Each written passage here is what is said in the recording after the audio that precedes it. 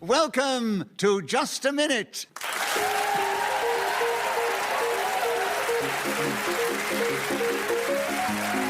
you. Hello, my name is Nicholas Parsons, and as the minute waltz fades away, once more it's my huge pleasure to welcome our many listeners, not only in this country, but all those millions who tune in throughout the world.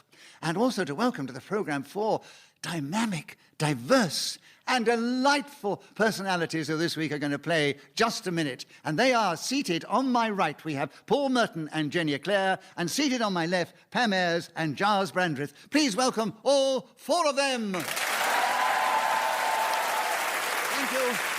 And as usual, I'm going to ask them to speak on a subject that I will give them, and they will try and do that without hesitation, repetition, and deviation until they are challenged. Seated beside me is Sarah Sharp, who's going to help me with the score. She's going to blow a whistle when the 60 seconds have elapsed. And this particular edition of Just a Minute is coming from the Radio Theatre in the heart of Broadcasting House.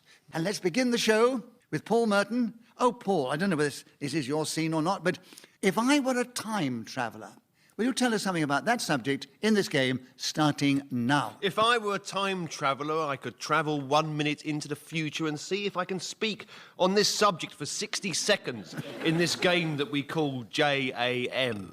And I feel confident that I won't hesitate, deviate or repeat. But if I do, then I will be surprised to find out at the end that I actually had not experienced time travel as we know it, because I have a very clear idea of how this entire programme is going to go. Jenny is... Pam, challenge. I thought it was rather a hesitation. It wasn't rather, it was a hesitation, I think yes. it probably was. I think it was, definitely. Okay. I mean, he had been going. It's a good job you interrupted. I don't know what you were going to say about me there. No, I know. You've just wasted the gift of time travel. No, Pam, we gave the correct challenge. I think it was a hesitation. Yep. So you get a point for a correct challenge. Thank you you. have 29 seconds available to take over the subject if I were a time traveller, starting now. If I were a time traveller, I would like to go back to the age of the cavemen and walk about with a cudgel. Also, I am quite good at drawing, so I could have been the Gerald Scarfe of my day and drawn amazing drawings of bison. Giles challenged. Well, a couple of challenges, really. Deviation. I didn't hear the rhyme. I expected there to be a rhyme of some kind, and that's a bit disappointing to me. But, of course, there was repetition. Of what? Of the last word that she said. What? It was a word that... Well, this is going to be a great game, isn't it? You can't even... Drawing. No, it was drawing. No, but she said Drawing. drawings the first time. Yeah, that's right. She said Singular it was in and the plural. plural. All right, darling, I'm running the game, don't worry. She said... But my challenge was deviation. There was no rhyme.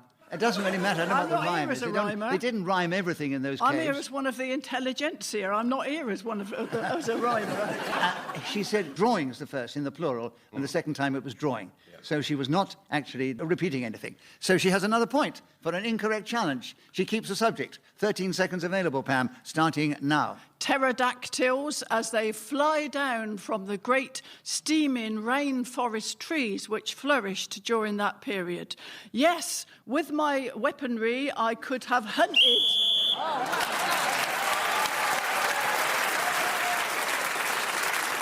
So, in this game, whoever is speaking when the whistle goes gains an extra point, and it was Pam Ayres, and you'll not be surprised to know that anyone got any points at the end of that round.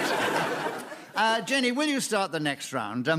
Here's an interesting subject, working from home. Could you tell us something about working from home? 60 seconds, starting now. I love working from home. It's what I do usually when I'm not being dragged into the West End to do radio shows. I start my working from home day, waking up, popping myself into a bath, thinking. Oh, not thinking. Yeah, that was unusual, thinking. But that's maybe what you do when you get into the bath. Anyway, yes. Paul, correct challenge. Yes, asthma attack. And you have... Combined with repetition. Yes, repetition. Yes, I know. I didn't even finish the word and I knew what I'd done. No. If I'd been really quick, I could have said think-a-lanking-yop-ang, which is the name of my bath oil. All right, Jenny. Paul had a correct challenge. Yes, he did. And he's got 45 seconds on working from home, Paul, starting now. My dad was a steeplejack and he worked from home the whole time, and this was really terribly embarrassing because there'd be a huge chimney in the middle of the living room and he'd climb up, he'd get to the top, knock it down, then come back again. He'd say, what was that all about? He said, well, I've got to earn a living. The other people that work from home, as was predicted in the leisure industries of 20 years ago when they said that by the year 2010 we'll all be sitting by computers, tapping out things via modems connected to offices. We won't ever have to work in an office again because we will simply have... Gyles, challenge. 2 offices. No, again... No. Office. I'm sorry. Office. I'm sorry. Offices. I love your commanding presence, but I was listening most carefully. I paused. There were 2 offices, both of them in the singular. No. Please replay the tape to yourself. Please. I have replayed the tape in my mind, and he definitely said office the first time. But your and mind offices. is playing tricks with you, Nicholas. Office and then office. Office and then I bow to your superior judgment, of course. No.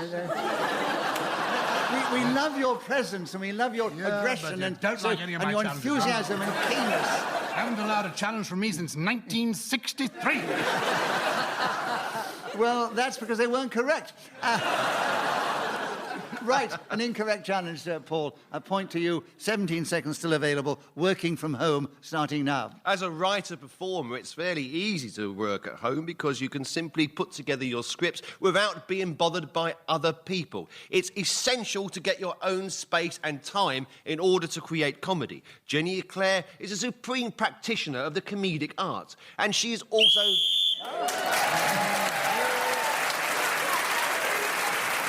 So Paul Merton was then speaking when the whistle went, and with other points in the round, he's now equal with Pam Ayres in the lead. Jenny and Gyles have yet to register. Pam, we'd like you to begin the next round. Okay. And the subject is, for somebody who lives in the country, the first sign of spring. 60 seconds as usual, starting now.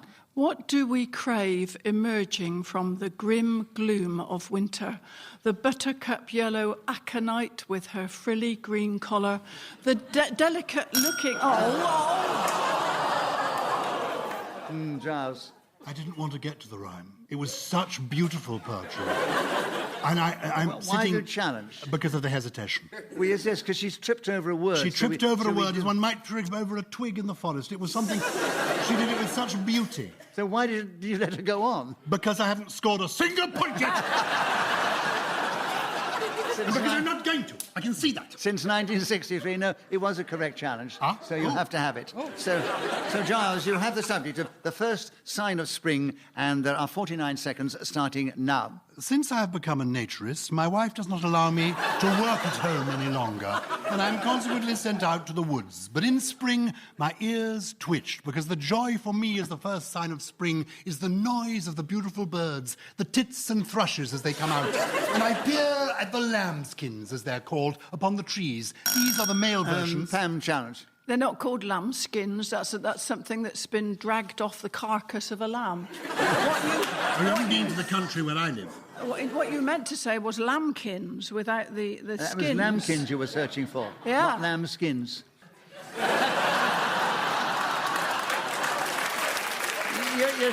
You're talking to a country girl there beside you. I cannot resist a powerful woman. How wonderful.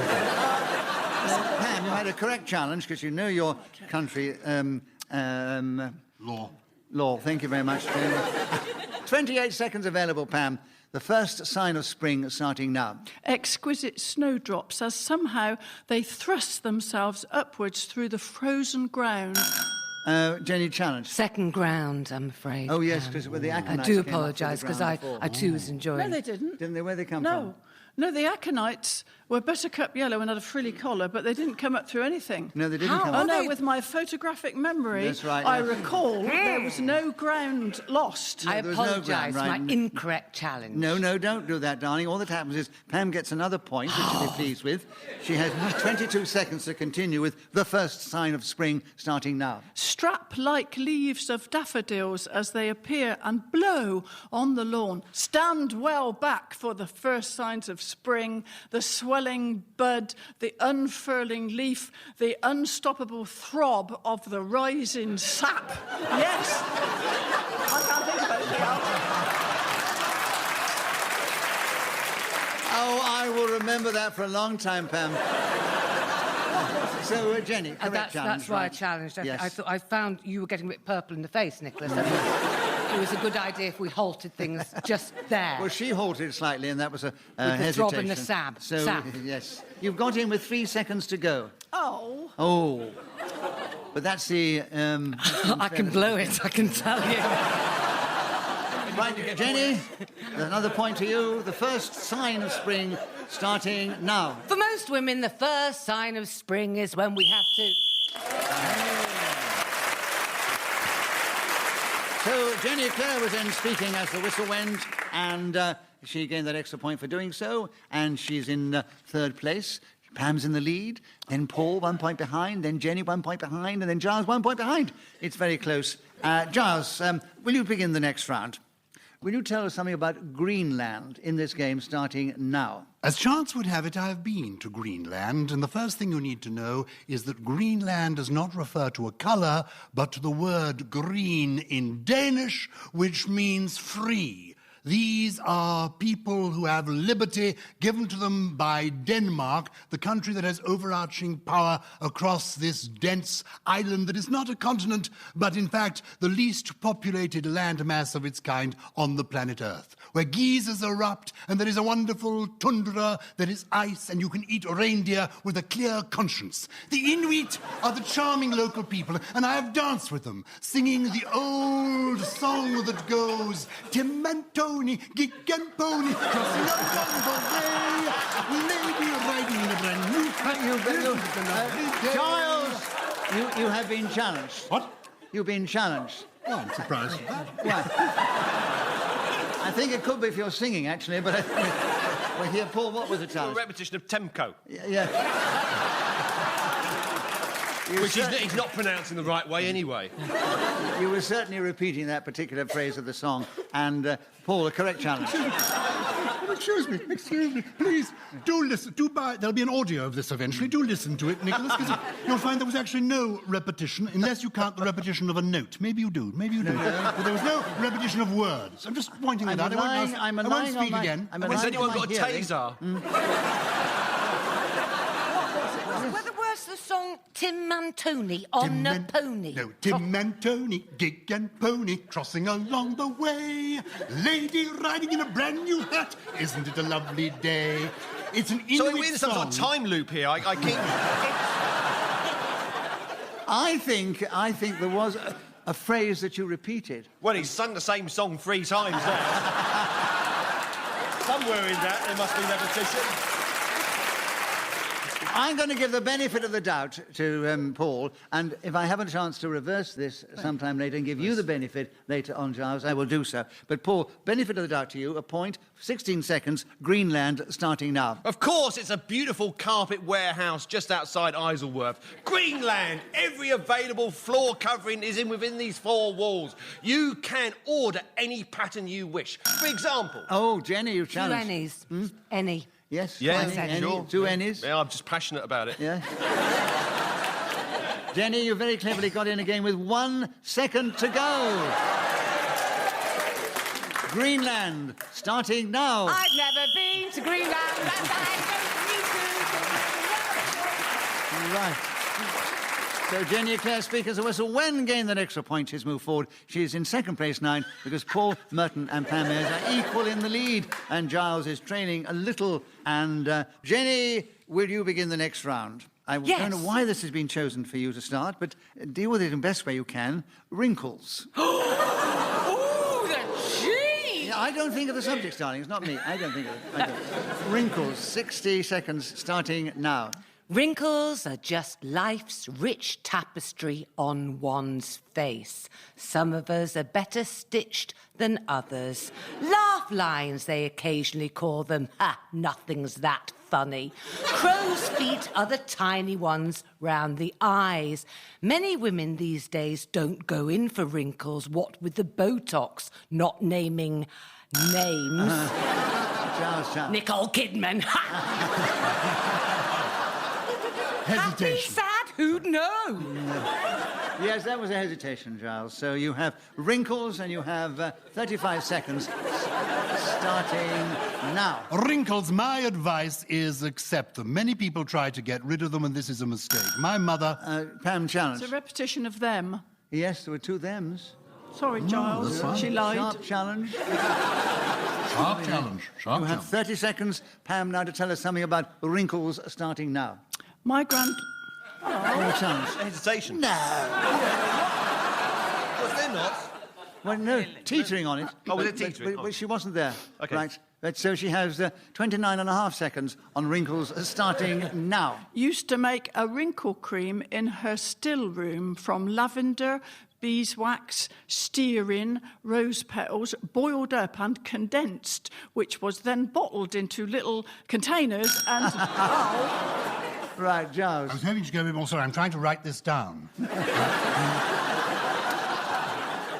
So you think you need it, do you, Gyles? I know people who do. Yes. There was a slight hesitation. But there was a slight hesitation. So you have your benefit of the doubt, Gyles. That's very sweet of you. And so you've got... Can I you say know- how the light is flattering you this evening? I can't give you 2 bonus points. Right, you have 15 seconds. The subject is Wrinkles, and you start now. My mother lived in an old folks' home in California where she was the only person who had not had facial surgery. And when the birthdays came round, she was consequently the one who could blow out the candles. Everybody else was there attempting to pucker their lips, but unable to Jenny do so. Chance. I was slow, but it was 2 who's. Oh, gosh, we're getting very sharp now, aren't we? Yes. Yes. You did say who's twice. Who? Who's once and then who? No, who had not had plastic surgery and Who who, not had blew, not and who plastic blew surgery. out the candles. I'm ever so sorry, Gyles. I was really enjoying the story. That's why I let it go on for a bit. And then I thought, no, I'm not enjoying it that much. Let's stop him now. Jenny, you cleverly got in again with 3 seconds to go. It's all in the timing. The subject is Wrinkles, starting now. Of course, it's not just faces that have wrinkles. Shirts also. Right. So Jenny Eclair was in speaking as the whistle went. She's 1 point behind our equal leaders, Pam Ayres and Paul Merton. And Pam, would you begin the next round? Being late. Tell us something about that subject in this game, starting now. I always set my alarm clock for 3 hours before I need to get up so that I can cook an enormous fry-up, do a long, hard session in the gym, chop up a pile of firewood, prepare my documents, have a shower, and arrange my features into pristine perfection as I go forth. Compare... Giles challenge. I was thinking a lot about that, and then I suddenly remembered the cruel challenge of the double them. So I'm going to challenge the double up. I get up and then I have a fry up. Yes, that's I right. thought about it, I thought about it, I pondered, I listened to the story, and then I thought, no, I'm not a gentleman, really. Giles, you've made your point. Have I? You have a correct challenge, and you take over the subject of being late, and there are 39 seconds starting now. My worst experience of being late was when I was a member of Parliament, and a horrible man who wore red dungaree... Poor challenge. Hesitation. We call that Yes. hesitation, Giles, yes? Yeah, and I Paul's was got a going to be correct nasty, one there. which is wrong. He has 33 seconds. Tell us something about being late, Paul, starting now. Sometimes, of course, it isn't your fault. I remember one job I started working for a charity in the West End of London, and the very first day of work, I was half an hour late. I hadn't been working for about 6 months before that, and I was... Jenny, challenge. Double working. Yes, we're working twice. Was I? Yes, It's you not were like working- him Working either. overtime. You were working for a charity, you said at the Oh, yes. beginning. Yeah, right? that nearly... I nearly buzzed on that. I thought, him? Nah. Jenny, you had the correct challenge. Being late is a subject. 20 seconds starting now. I don't like being late. I'm the other girl. Paul, challenge. Hesitation. You did hesitate, Jenny. You didn't get going at all. I'm just breathing. You were... That's all I was trying to do. Look, downcast. Next time I won't bother. No, we give benefits of the doubt. I think the benefit goes to Paul on that occasion. So 19 He's had seconds. 2 benefits of the doubt now. This He'll programme. get 2 before the time's out. All right. Not had 19 any so seconds, far. Paul. Being late, starting now. I was meant to be there at 9 o'clock, but I arrived at some considerable hour. Giles. Hesitation. Yes, right. Being late Gyles. 14 seconds, starting now. Such are the vicissitudes of this our sublunary existence that being late is the thing that does happen now and again. And on this occasion, the gentleman in the tartan trews accused me of never going to a soccer match. I said football is my least favourite sport. So Giles Brandreth was then speaking as the whistle went and gained that extra point for doing so, and with others in the round. They're all pretty equal as we go into the next round. And Giles, it's your turn to begin. And the subject now is frozen assets. Frozen assets. 60 seconds, starting now. In this kind of inclement weather, my little French poodle Fido, spelt P-H-Y-D-A-U-X, has wonderful knitted garments to wear upon his frozen assets, whereas my other hound, the one called Downboy, the mongrel, that he thinks is his name, has nothing. I myself don't let my assets freeze because I wear wonderful woolen dungarees. There is a novel by P.G. Wodehouse with the title Frozen Assets. It was published in 1964 and concerns the tale of Lord Finchley, and indeed there is an epigraph about him that says that he tried to mend the electric light. It struck him dead and served him right. It is the business of the wealthy man to give employment to the artisan. The novel begins with a most amusing scene held in the peer's boudoir. Well, Continue challenge. I'm describing Frozen Assets, published 1964. Excellent novel. Yeah, I know you are. But Jenny challenged you. What was the challenge, Jenny? I thought he was going on a bit.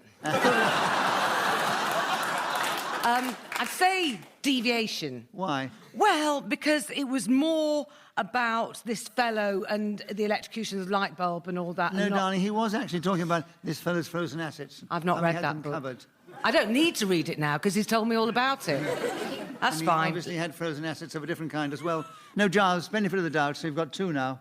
And you have the subject still, and you have 14 seconds starting now. In France, there is a beautiful statue of a naked man, and there they call his frozen assets les parties nobles. It is an amusing way of describing the pendulous objects that hang around his neck and are beautiful.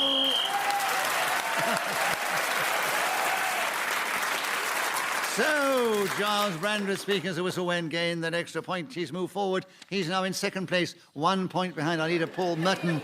And he's 1 point ahead of Jenny, Eclair and Pam Ayres. It's as close as that in the points. And Jenny, it's your turn to begin. And the subject is... I hope one of the boys get this subject. The contents of my handbag. 60 seconds as usual, starting now. The contents of my handbag depends on the size of my handbag. Should it be large, then it will be stuffed. Tissues, lipstick, contact lenses, bus map, tube cart, ticket. I went French cart, as in tube cart, underground.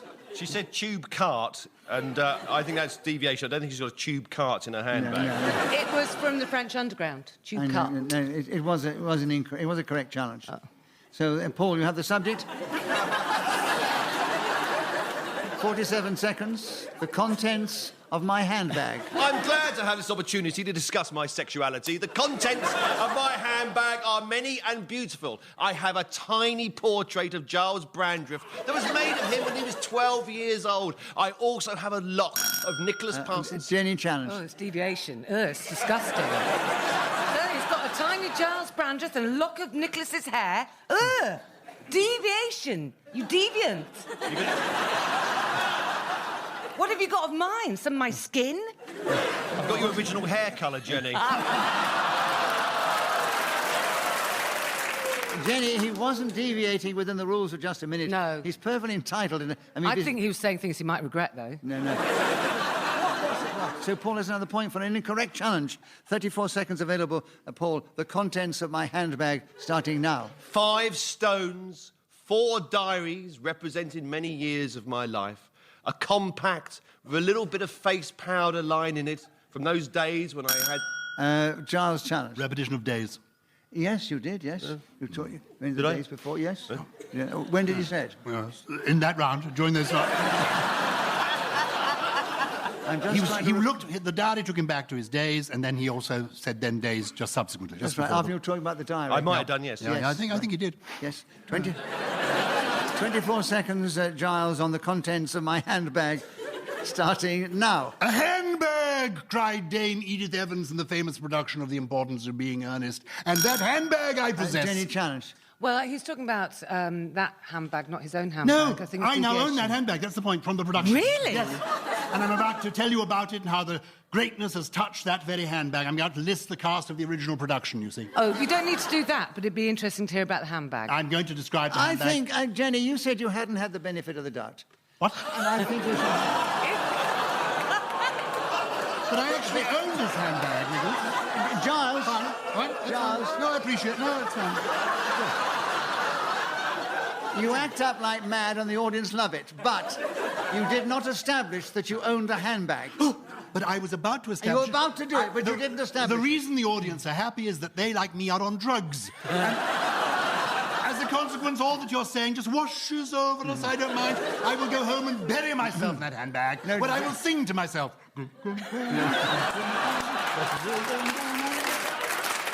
And you don't even get a bonus point for that because it was too much of an interruption. So, Jenny, you had the benefit of the doubt because he did deviate. It was my handbag, and he was talking about the handbag in The Importance of Being Earnest. So, 18 seconds for you on the contents of my handbag, starting now. In my handbag, I've got a tape of Giles Brandreth singing Tim and Tony rode a pony, li-li-la-la-la. It was worth it. Paul, I don't care. Well, first of all, can I just remind people that I was accused of being deviant some time ago? But it was a repetition of the word Lee. Yes, and La as well. Yeah, Lily Lala. Paul, correct challenge, 11 seconds. The contents of my handbag, starting now. And if you search down deep into the recesses of my handbag, you will find the most extraordinary piece of paper. Written on it is a clue to the exact whereabouts of my grandfather's treasure.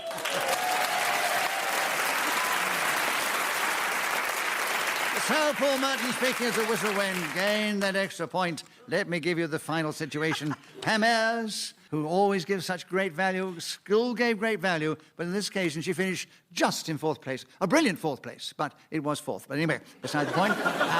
She was only 2 points behind Gyles Brandreth, and she was only 4 points behind Jenny Eclair, who was 4 points behind Paul Merton. So, Paul, we say this week, you are our winner.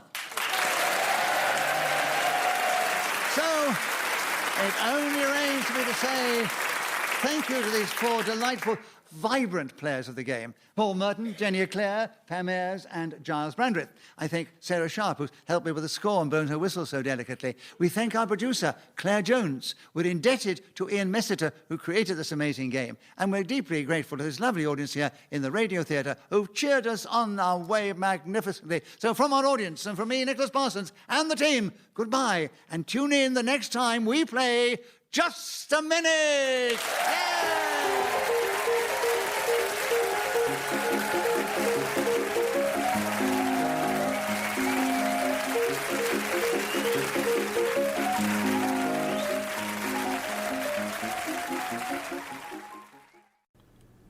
Welcome to Just a Minute. Thank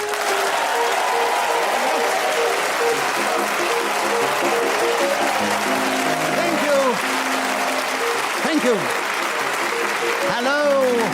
My name is Nicholas Parsons, and as the minute waltz fades away, once more it's my huge pleasure to welcome our many listeners, not only in this country, but around the world, but also to welcome to the program four dynamic, diverse, and delightful players of this game. And they are seated on my right, Paul Merton and Tony Hawkes, and seated on my left, Graham Norton and Sue Perkins. Please welcome all four of them. And as usual, I am going to ask them to speak, if they can, on a subject that I will give them, and they will try and do that without hesitation, repetition, or deviation. Beside me sits Sarah Sharp, who's going to help me with a score and blow a whistle when the 60 seconds have elapsed. And this particular edition of Just a Minute is coming from the Radio Theatre, in the heart of Broadcasting House, which is in the heart of the West One area of the great metropolis of London. It's all very dramatic, isn't it? Are you in the mood to start? Because Paul Merton is itching to get going, and we'll give him the first subject. Paul, some strange facts about the people in this show. Will you talk on the subject of that? some strange facts about the people in this show, starting now. Just before this recording started, Nicholas Parsons informed the rest of the panel that he just got a job on television in the latest Miss Marple. He's been cast as a domestic cat. And he will be seen in the opening shots climbing up a wall, licking his own paws, and doing many things that we associate with the feline moggy of today. I also know that if you go to the Just a Minute website on the thing that's on the... Tony, you challenge. Was there a bit of a hesitation? Yes, there was a bit of a hesitation, so you have a correct challenge. Who said no in the audience? So you have a correct challenge. You have a point for that, of course. You take over the subject. There are 36 seconds. Some strange facts about the people in this show. Whether you could call it strange or not, I don't know, but it's a fact, certainly, that Paul Merton, sitting on my right, I did a show with him in the Edinburgh Festival in the 80s. His surname was Martin at the time. That's... Graham Norton has challenged. That's not strange, no. That's not as strange as Nicholas No. getting a job playing the part of a cat. No. Or licking his own paws. The bar was set very high, Tony. Yeah. And really, Merton for Martin wasn't going to hack it. You said that he had been that was abducted the by first, aliens. first part of the strangeness. Oh, okay, it's unfolding strangeness. No, Who you're trying- knows what web of intrigue Yeah. we're about to be led into? Oh, there were Curse more ye gods for making me stop you. I think you're trying to wriggle out of it now, Tony, because I agree with Graham. That wasn't a strange fact. No, it wasn't it, Nicholas? It happens to be a real fact, his first name. Yeah, just a Originally, fact. He was a Martin. Well, I think real facts is the nature of facts, isn't it? But that's not a strange one, Tony. So, Has it not occurred to you, Tony, why after appearing with you in Edinburgh I had to change my name? And your postal address. Well, that was so strange. That's what I found so strange about it.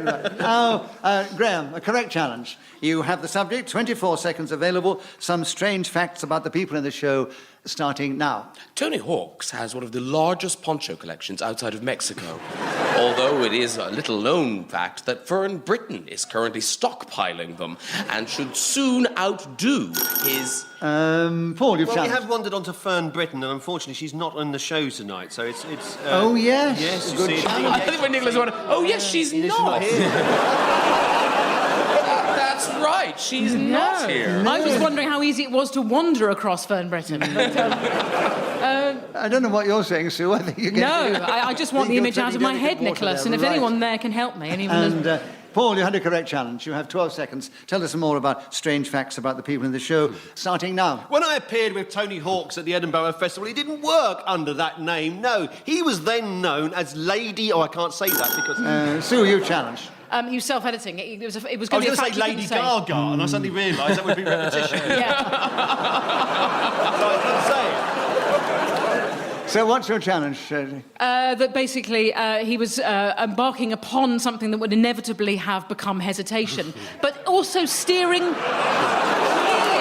clearly that was inevitable from the slowing down of the delivery, Nicholas. Plus, I am of Romney stock, and there's a slight psychic awareness. We Yes, don't I want am. a whole diatribe. Yes. Are you going for hesitation? Yes. Yes, because he did slip up like Yeah, that, and then he he did, hesitated. Nicholas, So thank interpret, and I want to hear from everybody on this. You're a first sweet round. fox. So you've got 5 seconds. Some strange facts about the people in the show, Sue, starting now. Nicholas Parsons is a clone. Every 3 years, a new version. Paul, challenge. There is only one Nicholas Parsons. The universe as we know it... Pandering to the chairman. Pandering. When he was made, they broke the mould and they knew what they were doing. Anyway, that was strange stuff we just had then, and I don't know how to judge on it, but all right, Paul, benefit of the doubt. 2 seconds, starting now. Graham Norton's got a wife and 3 kids. Whoever is speaking when the whistle goes gains an extra point. On this occasion, it was Paul Merton, so he's in a strong lead. Well, not a strong lead. He's got 2 more points than anybody else in the show, that's all. Graham, would you take the next round, or start the next round? Oh, gosh, good fun for this show. Bluffing. Will you tell us something about bluffing in this game, starting now? Bluffing is normally performed by a professional bluffer. Now, I don't know a lot about it, and frankly, I'm a little surprised they've asked me to talk on this subject on Just a Minute, but since they have, so I will. Bluffing, there, I've said it again, is... Sue, you challenge. Hesitation. No, he was going. he might have been going at his own pace, but he was utterly consistent. And he didn't hesitate, no. Yeah. So I had the benefit of that. Yeah. And Graham, you've still got bluffing, and you have 44 seconds starting now. Bluffing is when someone talks about something they don't really know about. Often it sounds quite like this, to be perfectly honest with you. And yet I ramble on. Bluffing is, I suppose, something Tony, it was your line. Well, I don't think he did in the end. I was certain he was going to hesitate because I knew he had nothing else to say on this. And yet somehow he trawled a sentence out of something. Yes. So I think he hung in there. I'm almost adjudicating on his behalf. Yeah. You have. Well, you've said what I would have said, so there we are. 33 seconds. Graham, still with you. Another point. Bluffing starting now. Bluffing is fantastic. Sue, challenge. The phrase bluffing has been repeated 4 times. Does that count as repetition? It's a shame you had so much to tell us on that. So, Sue, you had a correct challenge. 31 seconds. Bluffing starting now. Bluffing is a form of improvisation, unless one does it naked, in which case it's in the buff bluffing. I do it all the time. Nothing excites me more than stripping down to my bare essentials and speaking candidly on a subject about which I know nothing. And this may well be the ideal topic. It's often done at dinner parties, surrounded by people you've never met. Tony, challenge. What, stripping naked? I've been invited to the wrong dinner party. So what's your challenge with the rules? Well, deviation. It's not often done at dinner parties. Bluffing. Well, I think she was conveying that bluffing is not often done at dinner parties. I imagine a lot of bluffing does go on at dinner parties, Yes. but not obvious bluffing. No, I'm going to give you the benefit of the doubt, Sue, and say you still keep the subject, and you have 10 seconds bluffing starting now. It's a very important way of fitting in. We're not like chameleons in a literal sense. We can't change the colour of our skin, but we can, in many senses, blend in to fit our environment. This is best done through bluffing. So, Sue Perkins was then speaking as the whistle went, and with other points in the round, she's now taken the lead ahead of Paul Merton, Graham Norton, and Tony Hawks. All three equal together in second place. Right, Sue, will you begin the next round? And we have 60 seconds as usual, and the subject is how to pick a good lodger. Will you tell us something about that subject in this game, starting now? I have picked the best lodger in the world. His name is Roger, which is excellent because it rhymes. Also, he suffers from OCD. I don't wish to mock the afflictions of those who have an obsessive-compulsive disorder, but boy, they are tidy. Graham Norton challenge. That's a sort of repetition, isn't it? What? OCD.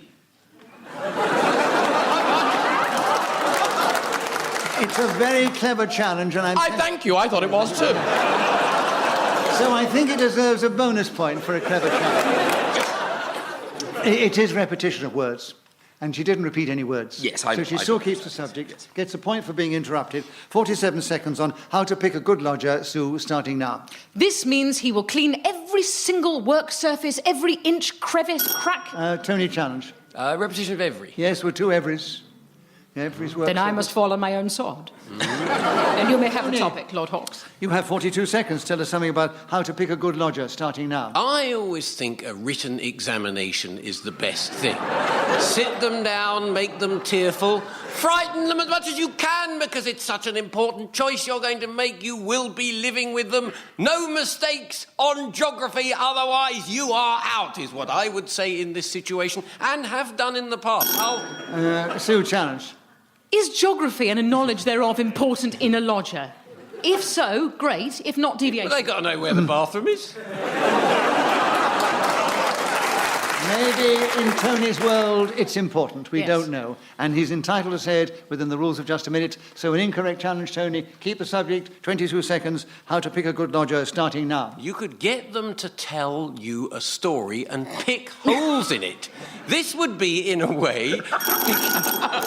Well, challenge. Would you laugh at nonsense? No, it's not. No, it's not. Them to tell you a It's story. good. No, it's good. You sound like Jack and Ori meets a serial killer. Good because it's nonsense within the rules of just a minute. Drug them, strip them naked, leave them in Epping Forest, and they find their own way, give them the room. 60 quid a week plus bills. Know your own way to the I can't toilet. believe I was buzzed. I was going so well. You were going well, and I gave you the benefit of the doubt on the last challenge, but I'm going to give it to Paul this time and against you because I don't think that is a good way to pick a good lodger. And so, Paul, I agree with you. You have 15 seconds on the subject, starting now. X-rays. It's the only language they understand. Get them up against a machine and see what the inside of their bodies look like. You're not staying in this house with that liver. Sue, you challenge Hesitation. first. Yes, he dried himself up there, right.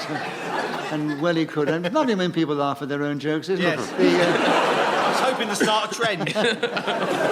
9 seconds, Sue. How to pick a good lodger, starting now. Waterboarding and attack dogs. It's the only thing they really know about. And boy, will they respond. There's nothing like the bared teeth of an Alsatian coming towards you to really strip bare. Once again, Sue Perkins was speaking as a whistle when gained that extra point. She is now in the lead ahead of Paul Merton, Graham Norton and Tony Hawks. Tony, we'd like you to begin the next round. The subject is starters. Tell us something about starters in this game, starting now. The annoying thing about starters is you'll very often go out to a restaurant with some friends. Perhaps you're not very hungry, nor are the big group, and one person says, I want starters, when you were hoping just to have the main course and race on to a delicious pudding. You have to sit around and chat whilst they eat their prawn cocktail. So annoying, it will drive you up. Graham challenged. A repetition of annoying. Yes. Right at the beginning, I Right said at the it, beginning, and you then did again. say it, and then again, yeah, and that is repetition. It is, And he Graham did. is listening well, so he's come in there with 37 seconds on starters. Graham, starting now. Starters are pointless. Why not just have a bigger dinner and then rule it out? Because really, that's what it is. It's like a tiny dining thing that you would have before the larger one later. Sue, you challenge. Slowing that hesitation. No, again, he was going moderately. Nothing wrong with that, Sue, I don't think. No. Yeah, and don't interrupt him when we're going to learn so much. I want to hear about the smaller, littler dining thing. No, I mean, he very cleverly slowed the pace down, but he didn't actually hesitate. No. So, Graham, No. it's still with you, starters. 25 seconds, starting now. Smoked mackerel pate with toast was the last starter I had. On Saturday it was. I remember it well. Let me paint you a visual picture of that day. It was near... Tony, you've I challenged. think a repetition of day. No. Good No, try. Saturday and day, but they're different words. Yeah. Yeah. Does that mean we get to hear more about that pate? 'Cause I don't know about you, ladies and gentlemen. No, he did start off by Yeah. saying last Saturday. Yes. But Saturday is a It sounded like word. it, but it's two words. Yeah, so, it's so, two words, yes, so I was right. a fool to myself Yes. and my family. But it doesn't really matter. Graham's happy. He gets another point for an incorrect challenge. 14 seconds available, starting now. Smoked fishes was very good for you. Sue challenge. Repetition of smoke. What have I done? No, we'll never know about that pate. You can see the passion the show generates, doesn't it? You know, he's just been challenged and he's lost the subject. You'd think he'd been stabbed in the back. Anyway, Sue, give me your challenge. It was the repetition of smoked. Absolutely right. 13 seconds, starters. Sue, starting now. Starters remind me of the pointlessness of scallops served inevitably on a slurry of peas. Paul challenge. You wouldn't say that if you were another scallop. No.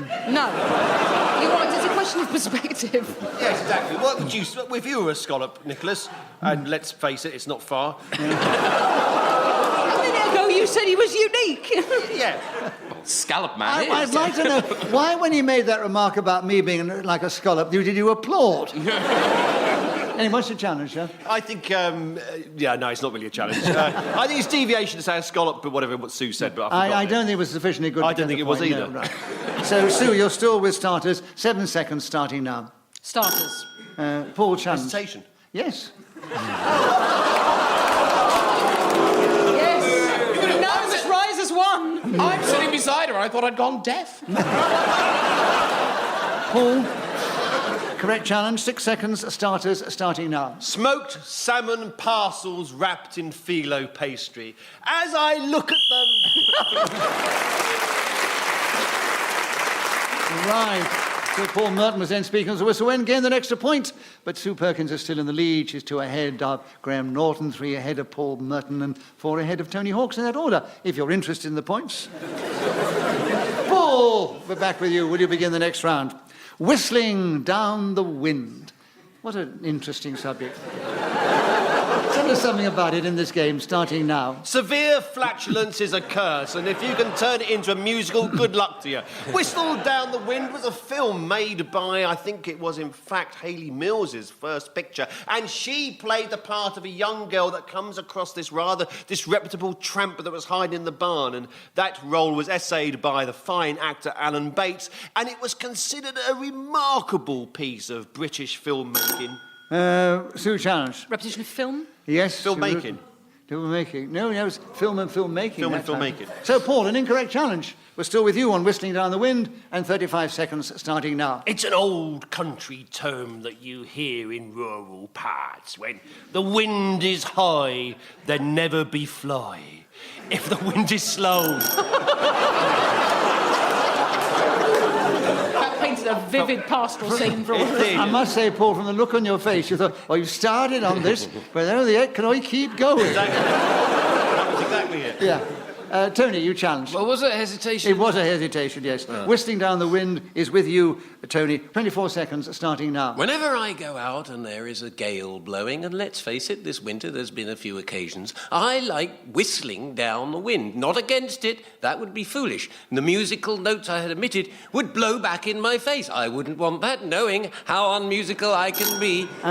Sue challenged. Repetition of musical? Yes, musical. Unmusical. Unmusical in a second. Was it unmusical? Unmusical. So an incorrect challenge. Tony, you still have the subject. 8 seconds, Whistling Down the Wind, starting now. I remember the film that Paul Merton spoke of earlier, Whistle Down the... Graham challenge. Well, now see, I meant to interrupt earlier when Paul, because you're now talking about Whistle Down the Wind. Oh, yes. But I Yes, didn't... that's And the right. subject is whistling down the wind. Well done, well You- listened. but you Yes. would have been right if you'd buzzed Paul after he'd done it for about 35 seconds.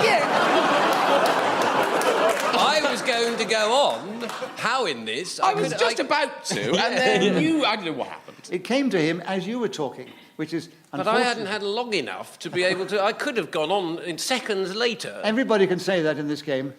Shall we all do it together? Yes. Right now. Yours is a correct challenge. Was it? It's Whistling Down the Wind, and he used the word whistle twice. Right. So there are 4 seconds for Whistling Down the Wind with you, Graham, starting now. Whistling Down the Wind is in no way a film of that name. Graham, Yes? extra point for speaking as the whistle went. You're now equal with Sue Perkins in the lead. Woo! And very closely followed by Paul Merton and Tony Hawks in that order. And Graham, we're back with you to begin. A Eureka moment. 60 seconds, as usual, starting now. A Eureka moment is, of course, not to be confused with an Ulrika moment, where you pop out for a pint of milk and come back with a new husband, sometimes a baby. A Eureka moment is usually a fabulous idea that strikes you when you're in the bath. Probably, ooh, the water's cold, or I've just remembered what towels are for. Those are the sorts of things that would get you out of the ye olde tub that you've been in for some time. Somewhere back in the midst of my education, truly, I did have one. What a waste. I think my parents paid for some of it. I think a Eureka moment is about displacement of water or leaking on a downstairs neighbour. One or t'other. I can't be exactly precise about that. Tony challenged. I think there's a hesitation there. I think a fumbling of words. I don't think there was So a many hesitation. words. Not a minute yet. So many words. I say so many. He did hesitate before. He was going faster and slower, you know, trying to pace the things. Yeah, so well, that he was did- all covered by that No, challenge. no. But at that I'm giving him a chance. You know, let him build but up that a bit. particular moment that you challenged, he wasn't hesitating. So, Graham, you still have the subject. And 17 seconds, and you start now. Eureka is foreign for I've got it, by George, possibly. I think the other bit I said was colloquial. Sue challenge. Slight hesitation there. I think maybe there was then, yes.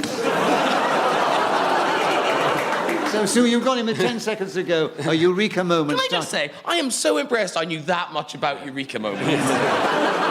Anyway, there. Which So you're- language? Which language was it then? do you- Greek. Greek? Foreign. Yeah. Greek. I wasn't sure whether it was Greek or Latin, that's why I went with foreign. Yeah. I knew I was on safe ground there. Eureka, I have it. You knew that bit anyway. Yes. Yes. I thought you'd studied Greek at school or something. No. A Eureka moment, Sue. 10 seconds starting now. I have had many epiphanies whilst being in the bath. Namely, what's that toaster doing there? Now's not the time for muffins. I think it was Archimedes lying there in the water,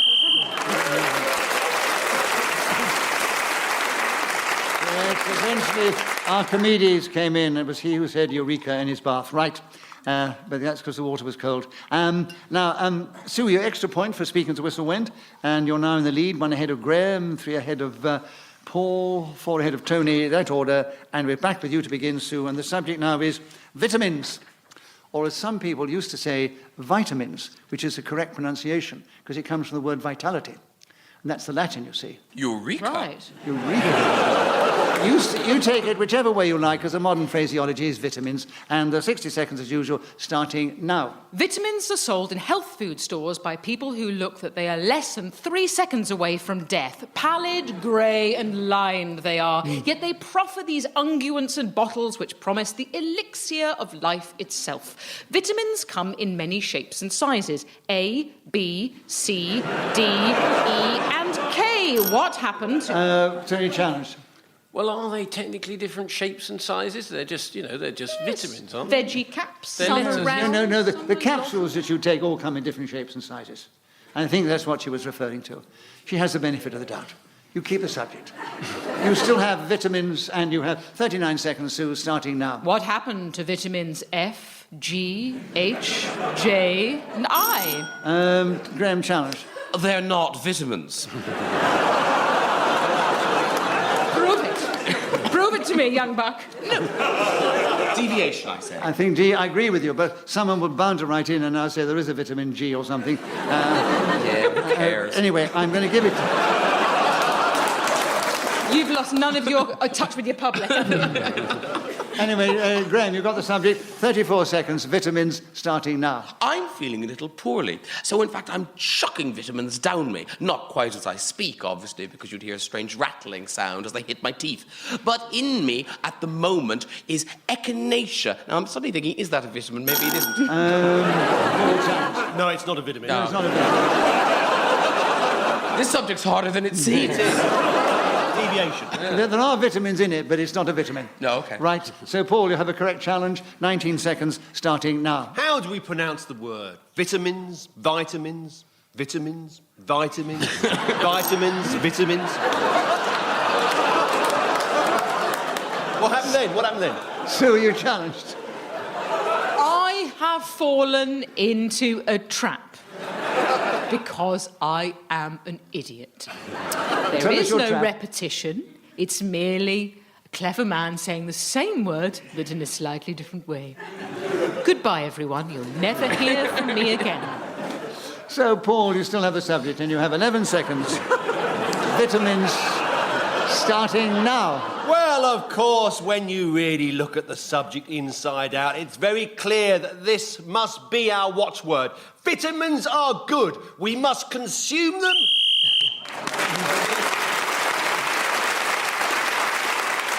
So Paul Merton was speaking as a whistle when gained that extra point. He's moved forward. He's now in third place, but only 1 behind Graham Norton, and he's only 1 behind Sue Perkins, and they're all a few ahead of Tony Hawks. As we go into the final round, and Paul Merton, it's your turn to begin, and the subject now is being wise after the event. Tell us something about that subject in this game, starting now. After Eric Morecambe died in 1984, Ernie had a choice whether he would carry on as a single act or instead keep up the memory of the magnificent duo they had been. He, in fact, lived long enough to see that they were lauded as perhaps the greatest double act that this country has ever produced, certainly in television terms. I know that he appeared on the West End stage in a musical based on the Charles Dickens novel, The Mystery of Edwin Drood, and he was always a cheerful exponent on Countdown and various other panel games, and also talk shows. It's wonderful when you look at how good those two work together, because often the straight man isn't given the full credit for the sheer success that they enjoyed for so many years. It's very important as a comedian to know that you're sharing the stage with somebody who not only understands the comedy inside out, but also remembers a lot of the lines, because... Oh. Tony, you challenged. Was there a slight stumble, which we call hesitation there? No, there wasn't. There was a repetition, but it's too late now. I thought it was the repetition you were going for. It's too late, you can't have Now you're retrospective. wise after the event, Tony. There wasn't a hesitation, so Paul, you've still got the subject, being wise after the event. 7 seconds starting now. I remember the first firework party I went to, and if I knew then what I know now, then it would have been a completely different story. So Paul Merton was then speaking as a whistle when gain that extra point. Let me give you the final situation. Tony Hawks, who did so well, and we enjoyed his performance so much, but he didn't come ahead of the others. Sue Perkins, who was in the lead for a long time and finished up with a lot of points, but didn't quite finish up with her head in front of the other two. Paul later Merton, on, who often excels the show, did very well with a final flourish, but it did leave him 1 point, just 1 point behind the other fourth member of this team up here. And therefore, he is the winner this week, Graham Norton.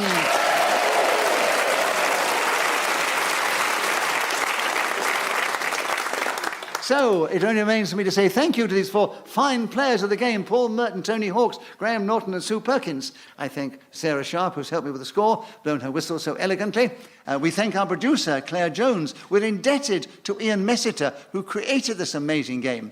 And we are indebted to this lovely audience here in Broadcasting House in the Radio Theatre. From our audience, from me, Nicholas Parsons, from the team, thank you. And don't forget, listeners, tune in the next time we play Just a Minute! Yay!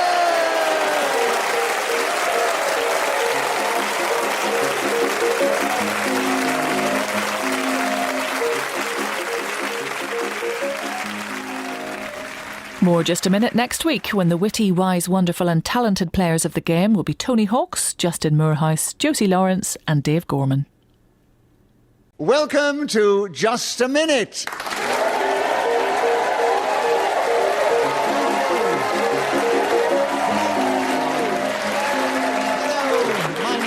Nicholas Parsons, and as the minute waltz fades away, once more it's my huge pleasure to welcome our many listeners in this country and around the world, but also to welcome to the programme 4 distinguished, exciting, dynamic personalities who are going to display their ability with words and language, verbal dexterity and knowledge as they talk on a subject that I give them, and they try and do that without hesitation, repetition or deviation. And those 4 are, seated on my right, Tony Hawks and Justin Moorhouse, and seated on my left, Josie Lawrence and Dave Gorman. Please welcome all 4 of them. Seated beside me is Sarah Sharp, who's going to help me keep the score. She'll blow a whistle when the 60 seconds have elapsed. And this particular edition of Just a Minute is coming from the University of Derby. So let's begin the show with Justin Moorhouse. Justin, the subject in front of me is the people you find in a student bar. 60 seconds starting now. The people you find in the student bar tend to be nice students. I was so looking forward to coming here. I told my mother, I said, I'm off to Derby. She said, the home of...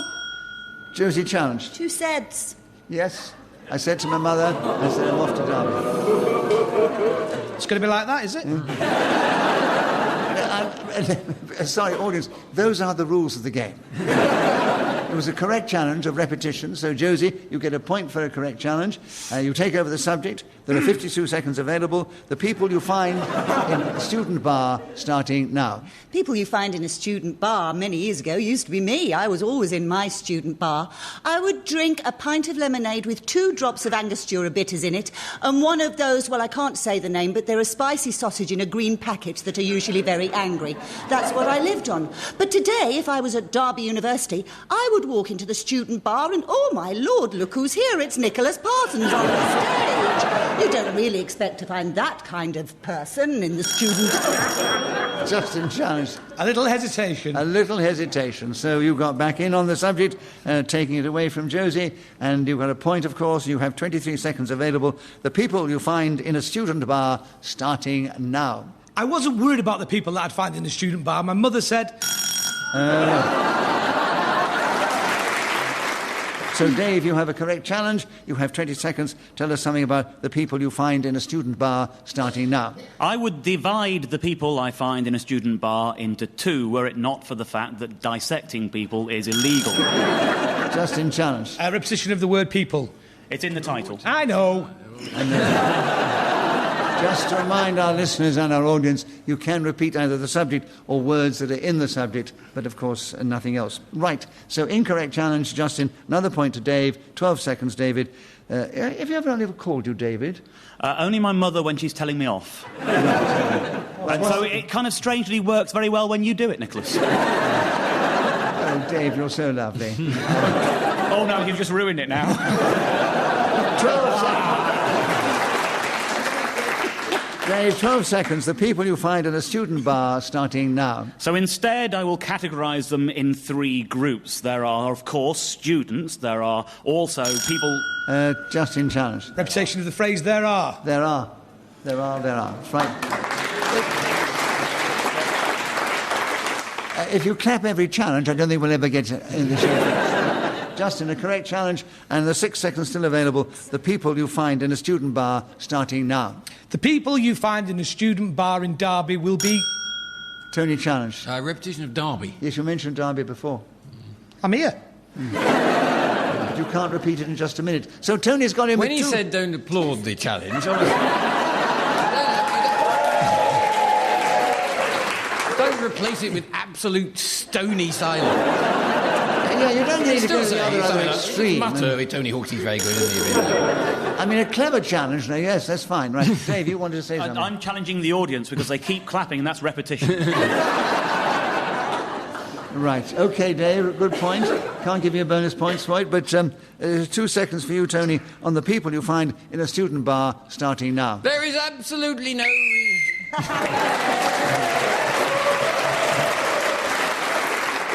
In this game, whoever is speaking when the whistle goes gains an extra point. On this occasion, it was Tony Hawks, and he and Dave, Gorman and Justin Moorhouse have all got 2 points at the end of the round. Josie's got 1, which you're probably aware of, so I don't know why I'm saying it.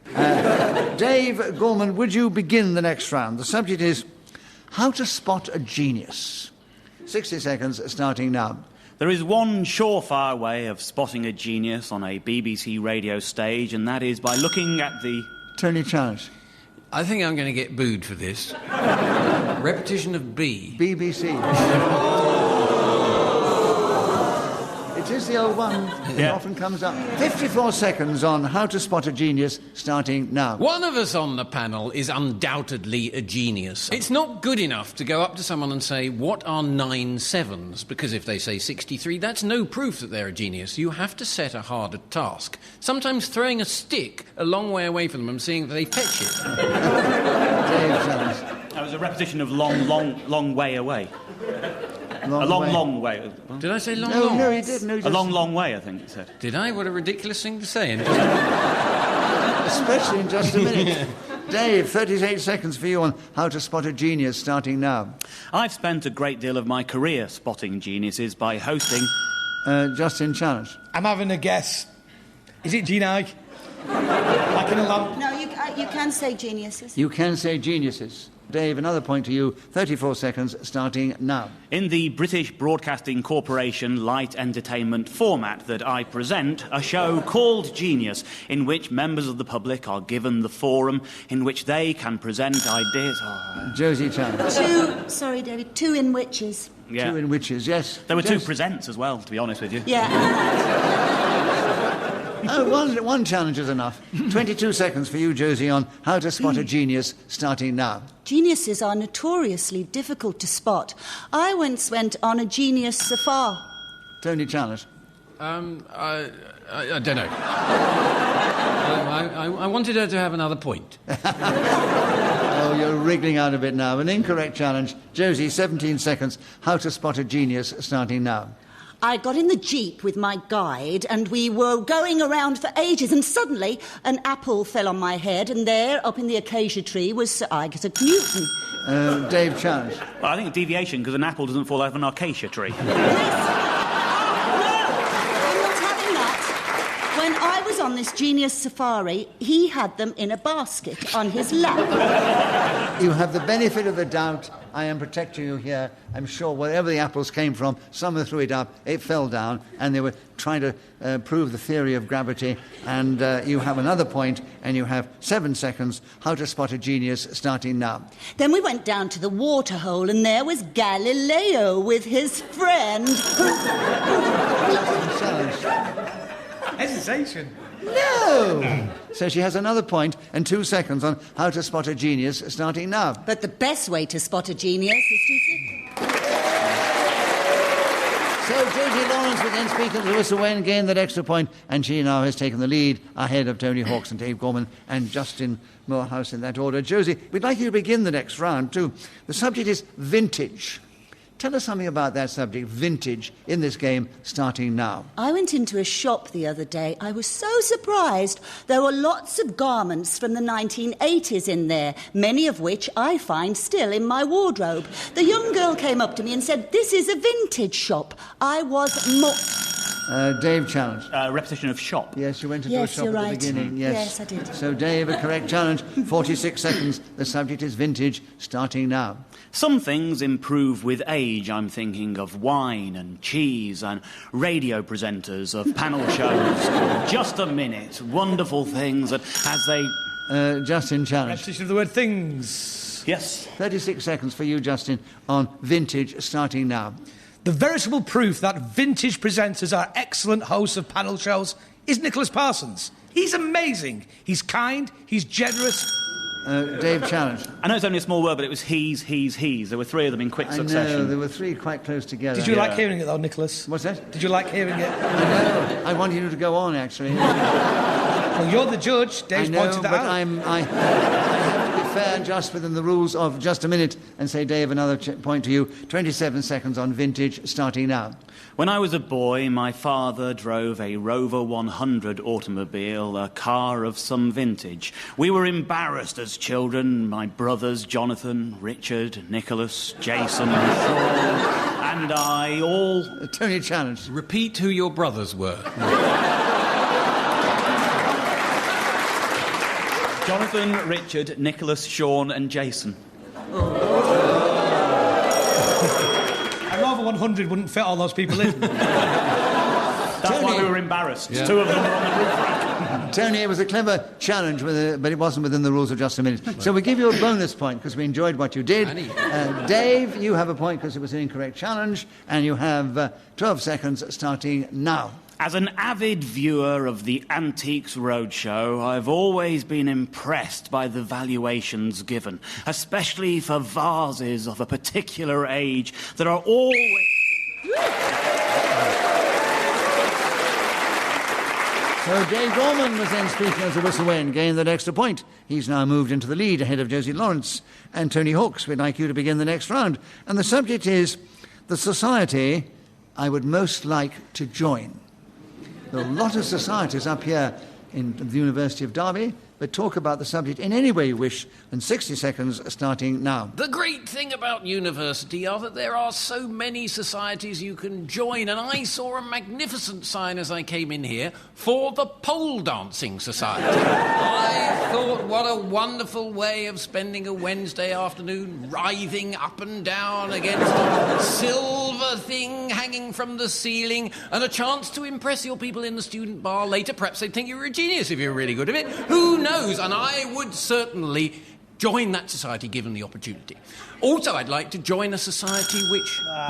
Dave challenged. No, it's incorrect because I think join is in the title, isn't it? It is. Yes, the I society I would apologise. like to join. It's in the Yes. title, so he can repeat it. All that happens, he gets another point. But an incorrect challenge. And he has 28 seconds to continue on the society I would most like to join, starting now. I am something of a dreamer. I would love to join a society that was free of greed. Oh, my goodness, wouldn't that be wonderful if we could all walk... I haven't finished yet. If we all walk... Dave, you challenge. That was a repetition of wonderful. Yes, there was too much wonderful there. It would be wonderful, Fair but unfortunately, you can't repeat it in just a minute. 18 seconds for you, Dave, on the society I would most like to join, starting now. The society I would most like to join is the Polite Society. But when I ambled up to their offices and said, "Oi, what about it?" they said, "No, you're not really our..." Justin challenge. Repetition of the word said. Yes, I said, and they said, right. Well, listen, Justin, 7 seconds you have on the society I would most like to join, starting now. Being a rotund chap, the Cafe Society is the one I would most like to join. Every day. So Justin Moorhouse will then speak as the whistle went, gain that extra point, but he's still in third place, just behind Josie Lawrence and Tony Hawks, and in the lead still is Dave Gorman. And Justin, we'd like you to begin the next round. The perfect date. Tell us something about that in this game, starting now. The perfect date is the first one you taste on Christmas Eve. Freshly... Josie Lawrence. I pressed my thumb against the thing by mistake, which is part of my perfect date. Sorry, Nicholas. That's all right. Josie, what we'll do is give you a bonus point for the way you wriggled out of your mistake. And Justin gets a point because he was interrupted, and he has 55 seconds. The perfect date starting now. The image I have of that very first fruit as it's unwrapped on that Michaelmas... Tony. Was there a hesitation? There was a hesitation. Do you know what the hesitation was for? I'll be honest with you. I was thinking of myself as a young boy in my gym jams, enjoying that first date. But you couldn't think of another word. Josie popped in my head. And all my Christmas innocence evaporated up the chimney from when Santa Claus... If I'd have carried on like this, I might have got a point. Absolutely, I should save it if I were you. You might get back in again. 48 seconds. Tony, the perfect date starting now. The perfect date would be a walk in Derby through Riverside Gardens. Justin challenge. No. Hesitation. I know the perfect date in Derby, and it's 2 for 1 at Zanzibar. A walk in the park. What are you from? Well, I'm on some the way. kind of British film. Justin, maybe to you, a date at the Zanzibar Club here in Derby would be the perfect one, but to Tony Hawks, his perfect date is a walk along the where is it, Tony? Riverside Gardens. Riverside Gardens. So we're all entitled to our own perfect dates, aren't we? Tony, yours is an incorrect challenge. Another point to you. 43 seconds. The perfect date starting now. On the way to the Zanzibar Club. Justin, new challenge. That's technically a deviation. Why? Because I know full well, as we all do, that Tony has an exclusion order from the Zanzibar Club. Which is why he has to walk around the gardens all night, while the rest of us normal people get on with 2 for 1 night. I never said I was on this date. I said You it was... did? No, I said The perfect date for me. Did I? It doesn't matter whether you did or not, Tony. No, it was an incorrect challenge. Correct. 40 seconds, Tony. The perfect date starting now. And as the Italian dark figure goes by, perhaps buy a rose, and then a lunge, a kiss, perhaps go back to their... Josie challenge. Perhaps he said that. You before. said perhaps before, right? I listen, can't remember, Josie. I've been rambling for so long. 26 seconds on the perfect date starting now. My perfect date would be a date. Any kind of date. I haven't been taken out for, nigh on 10 years now. No man ever... Tony challenge. What are you doing later? Go on, give Tony a Zanzibar with me. Give Tony a bonus point for his interruption and his comment. But Josie was interrupted. It was incorrect. Josie, another point to you. 17 seconds. The perfect date starting now. But if someone did take me a court in my Justin challenge. Repetition of the word take. Take, yes, if somebody take me out of a date. gosh. Yes. Oh, they turn so quickly, don't they? So, Justin, at last you've got in. And you've got 15 seconds on the perfect date starting now. At last you've got in was the refrain from my perfect date. We were stewing for hours to get in Zanzibar. Josie, what's your challenge? I'm going to be picky, but he did say in twice. Oh, no. Well, he's been going at me. But I'm not going to allow the challenge because it was a bit picky, as we said. So, no points scored. 7 seconds still with you, Justin. The perfect date starting now. Some time ago, I was talking about my perfect date, the one I had at Yule time. Oh, gorgeous!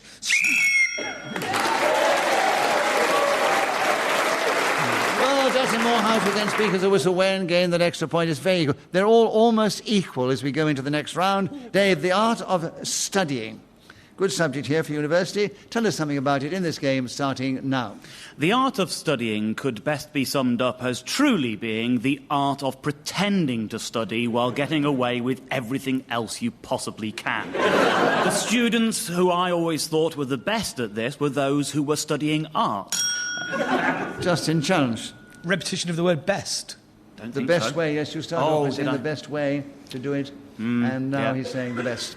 So, well listened, Justin. 45 seconds are still available. The art of studying, starting now. Never mind the art of studying. What about the studying of art? I often find myself in galleries... He's quite big, but he's not too.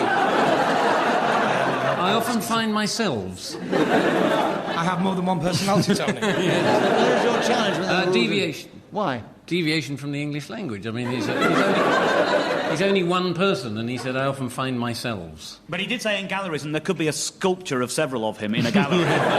Or a mirror.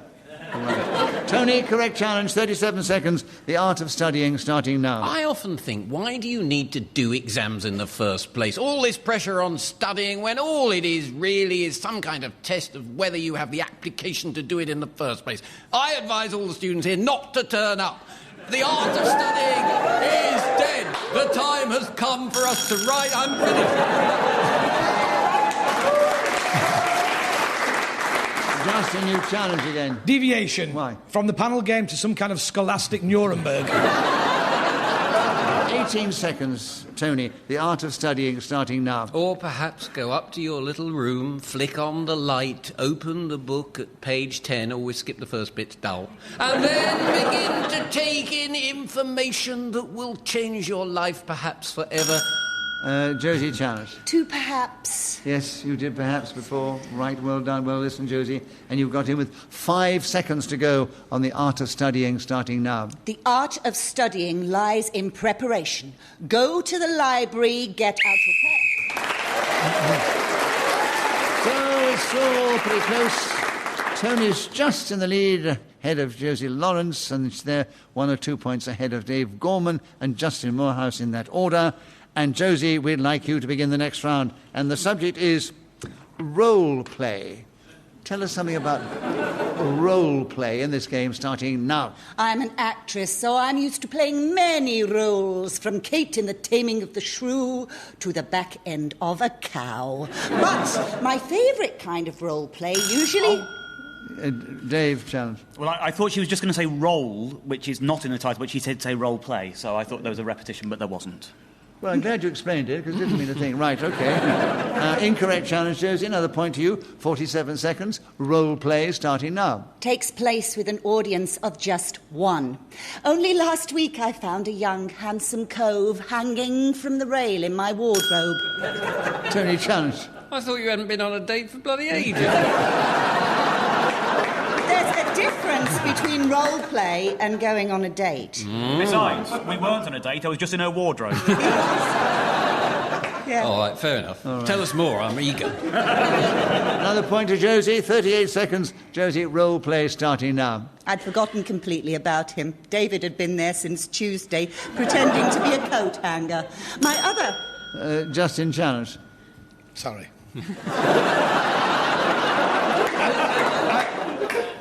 I don't like the image of Dave hanging from your wardrobe. Since right. Tuesday. It's Tuesday. Well, I do like it, and let her carry on. Josie, we're still with you. Are we? 31 seconds. Role play starting now. Doctors and nurses, teachers and students, lions and wildebeests. They've all been to my house for a spot of role-playing. But there is also a serious side to role-play. For example, if you're a salesman who's shy and not very good at selling products to people, you can join a role-play class. There, the person leading... Justin, challenge. Hesitation. No, there wasn't. She was going quite consistently. She was running out of steam. No, I have to judge, was it enough or not enough? I don't think it was enough. She didn't quite hesitate. She was running out of steam, admittedly. 8 seconds still with you, Josie. Role play starting now. So, Jeremy, you're shy, says the tutor. Yes, Dave challenged. Repetition of shy. If you were a salesperson, you were shy you're and right. difficult at You're selling. absolutely Well, right. listen, Dave, I should have kept you in the wardrobe. Yeah. 4 seconds, Dave, on role play starting now. It's important to have a safety word so that you know when the role... Right. Let me give you the situation as we move into the final round. Well, Josie Lawrence is still in the lead, but she's only 1 ahead of Tony Hawks, and she's 2 or 3 ahead of Dave Gorman and Justin Moorhouse in that order. Tony, we're back with you to begin, and the subject's a nice one, seeing where we are in Derby, the Peak District. Tell us something about that subject in this game starting now. The Peak District is not to be confused with the Peekaboo District, which is great fun. I've been there a lot. My goodness, childish games galore. However, Yulegrave is a place, I believe, that is in the Peak District. And my mother was evacuated there in the war. That's an interesting fact for you all to take down. Perhaps you could jot it down as your students. Dave, you've challenged. A repetition of down. Jot down. Perhaps you could take it down. She was taken down, yes. Not down. Well done, Dave. True. 39 seconds are available. The Peak District, Dave, starting now. For every peak, there is a trough, and so I've always wondered why it isn't called the Trough District. But it remains... Josie challenged. Troughs. Sorry. Yes, there's a trough. If I call it a trough. Yeah, you're absolutely right. Yes. It was obvious, really, wasn't it? Yeah. So, Josie, you've got him with It's trough 32 at the seconds top. to go on the Peak District starting now. The Peak District, a wonderful area of North Justin challenged. Now, that was a hesitation. Yes, I must admit, I haven't... Well, I'll tell you know what. anything about the Peak. I gave her the benefit of the doubt last time. Justin, I give you... I must say, you do know how to work this audience here. So you've got 29 seconds on the Peak District starting now. I love the Peak District. There is the white peak, there is the dark peak, but unlike chocolate, there is no milk peak, which is a shame. The milk peak would be a Yes, repetition of milk. The Milk Peak. So, Tony, you've got it anyway. 19 seconds available. The Peak District starting now. Bakewell is a magnificent town. I've been to the theatre there and... Justin challenged. deviation. Why? Bakewell's all right. It's little more than a village. It's not magnificent. It's nice. It's beautiful. It isn't magnificent. In this game, everybody's entitled to their opinion about something. 14 seconds, Tony. The Peak District starting now. If you are in trouble with your studies, perhaps thinking about chucking them in, then get out into the poor hills and climb and do... Justin challenged. Deviation. Why? Right. In anybody's context, hills cannot be classified as poor. He said get out to the poor hills. Some hills are poor, some are magnificent. I do admire your persistence, Justin, but I'm afraid I can't give it to you. I can see the scores. I'm so far behind. I'm going for it. 7 seconds, Tony. The Peak District starting now. Trek your way up, then down, perhaps stop for a picnic.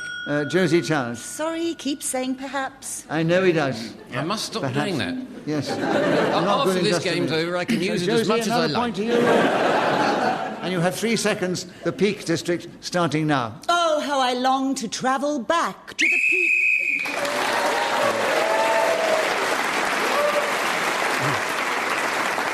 There, I must give you the final score now. They was very, very even and very close. So Dave Gorman and Justin Moorhouse did extremely well, and they both finished equal in second place with quite a few points. But what was extraordinarily fair, out in the lead was Josie Lawrence and Tony Hawks, who are equal in the lead, and so we say you two are the joint winners this week. That's all we have time for. I hope you've enjoyed this edition of Just a Minute. It only means to say thank you to these fine, intrepid and humorous players of the game, Tony Hawks, Justin Moorhouse, Josie Lawrence and Dave Gorman. I thank Sarah Sharp, who's helped me with the score, blown her whistle very delicately every time the 60 seconds elapsed. We thank our producer, Claire Jones. We are indebted to Ian Messiter, who created this amazing game, and we're very grateful to this lovely audience here at the University of Derby in the Student Union who've cheered us on our way magnificently. We hope we've given them some happy memories. They've given us some. So from the audience, from me, Nicholas Parsons, and the panel, goodbye, and tune in the next time we play Just a Minute!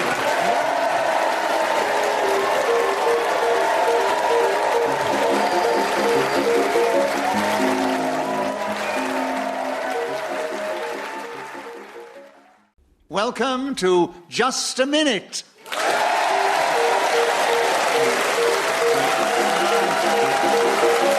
you.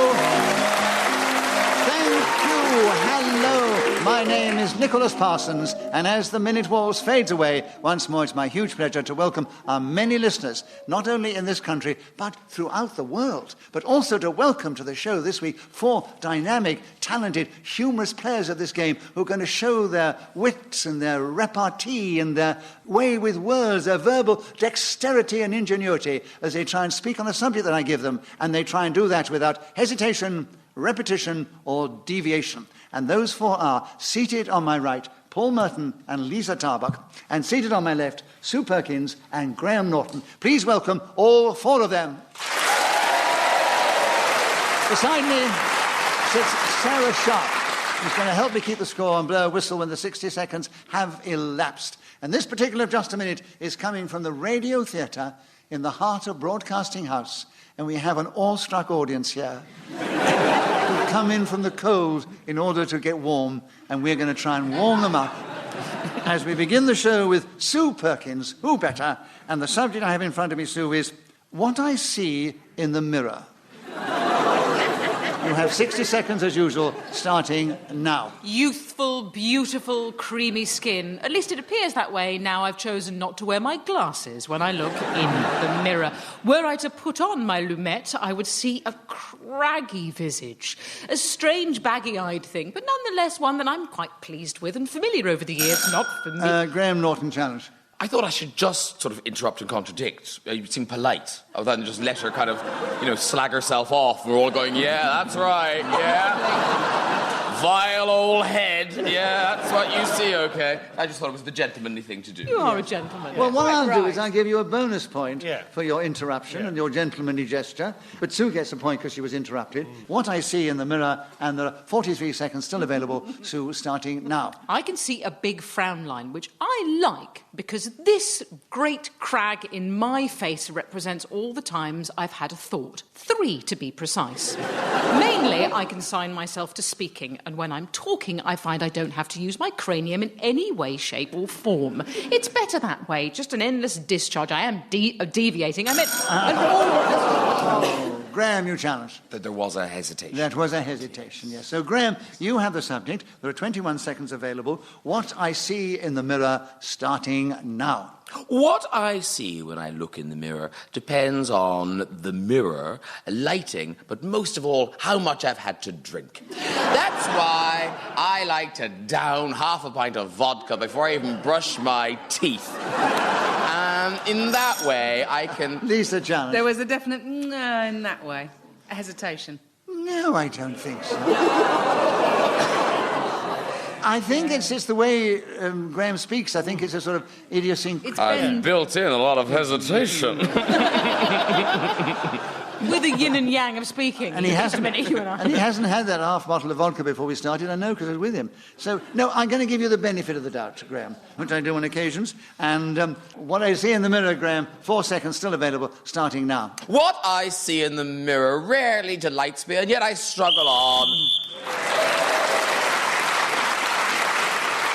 In this game, whoever is speaking when the whistle goes gains an extra point. On this occasion it was Graham Norton, and he's in a commanding lead ahead of all the others at the end of that round. And Graham, it's also your turn to begin. So would you take now the subject of my ruthless streak? I can't believe you have one, but try and speak on the subject. 60 seconds, starting now. My ruthless streak is rarely exposed in public, and yet I cannot hide it when I am playing the game of Just a Minute. Like a big-eared hawk, I sit on my tweedy chair, listening out. So challenged. Deviation in that big-eared hawks don't like tweedy chairs. They prefer, usually, I'd say, a sort of wooded habitat. A branch will suffice. Rarely are they in radio theatres. like a big... He was trying to create an image, and it could be a fantastical image, which he was doing, and I don't think technically he was deviating with the rules of just a minute. He was going into the realms of fantasy, which we allow on occasions to. Yes. So we give him the benefit of the doubt. Nicholas. And it's my ruthless streak, still with you, and 43 seconds available, starting now. Part of my ruthless streak is pretending to love Nicholas Parsons and agree with everything he says. In this manner, I get the benefit of the doubt. Oh, those 3 words delight me. And my little ruthless streak... Paul Challenge. We moved on to the benefit of the doubt now, rather than my ruthless streak. Well, I think he established that my Nicholas, ruthless think streak... carefully. I know you'll get the right answer in the end. He is... And this benefit of the doubt concept you speak of sounds quite interesting. How would that work exactly? He said my benefit of the doubt was his ruthless streak. Oh, OK. So he was going on and illustrating his ruthless streak, associating it with the benefit of the doubt. Yeah. But... We're not getting any of it, basically. No, but you'll get a benefit of the doubt later on. I'll find one for you. Okay. Yes, right. Yes. He's bandying this round willy-nilly. I've seen none of it. 29 seconds, Graham. My ruthless streak starting now. My ruthless streak has struck again, ladies and gentlemen, and so I speak with 29, probably fewer seconds left in this minute of the game. My ruthless streak... Sue Chan. Repetition of minute, just a minute and minute. Yes, you're talking about just a minute. So, Sue, you listen well. You've got in there with 19 seconds on my ruthless streak starting now. Once at a rugby match, I stripped to nothing and ran across the pitch. It was a ruthless streak. Nonetheless, people enjoyed it. There was simply not enough policemen's helmets to cover my embarrassment and everyone else's. I don't remember the game, England versus Australia, possibly. The audience will have remembered it, if only for my pink buttocks disappearing into the... Well, on this occasion, it was Sue Perkins speaking as the whistle went, gained that extra point, and she's moved up, still in second place behind Graham Norton, and the other two have actually looked out to score, which is unusual, but doesn't matter. That's the way it goes on this occasion. You might get the benefit of the doubt in a minute. Lisa, would you begin the next round? The subject is why radio is better than TV. You can't say television. They've got TV on the card. No, I prefer TV, television. Yes. Yes. I don't want that then. Yes. Got anything else? She don't like it. Do you want me to change it to television? Yes, change it to television. Change it to television. It sounds better, doesn't Because it takes longer. Yeah. It does the way you say it. So, I can Lisa, fill a minute with television. why radio is better than television, and the 60 seconds starting now. Radio is a wonderful medium because it's so enabling. I find that I'm at home doing a jigsaw or some craft work, maybe drawing, cooking, drinking, ironing perhaps, cleaning my windows, putting a little bit of cream stuff on a toothbrush and getting right into the skirting board in the bathroom, fitting a new toilet seat. This is a great litany of great accomplishment in the world of DIY. But I can't help feel we've strayed from the subject of radio is better than television. Do you see what I'm saying? Nicholas? I do know what you're saying. To get the benefit of the doubt. You have You definitely have the benefit of the doubt because she had deviated from why radio is better to going down to her... I think the word enabling made all of that list make sense. Yeah, it did, yeah.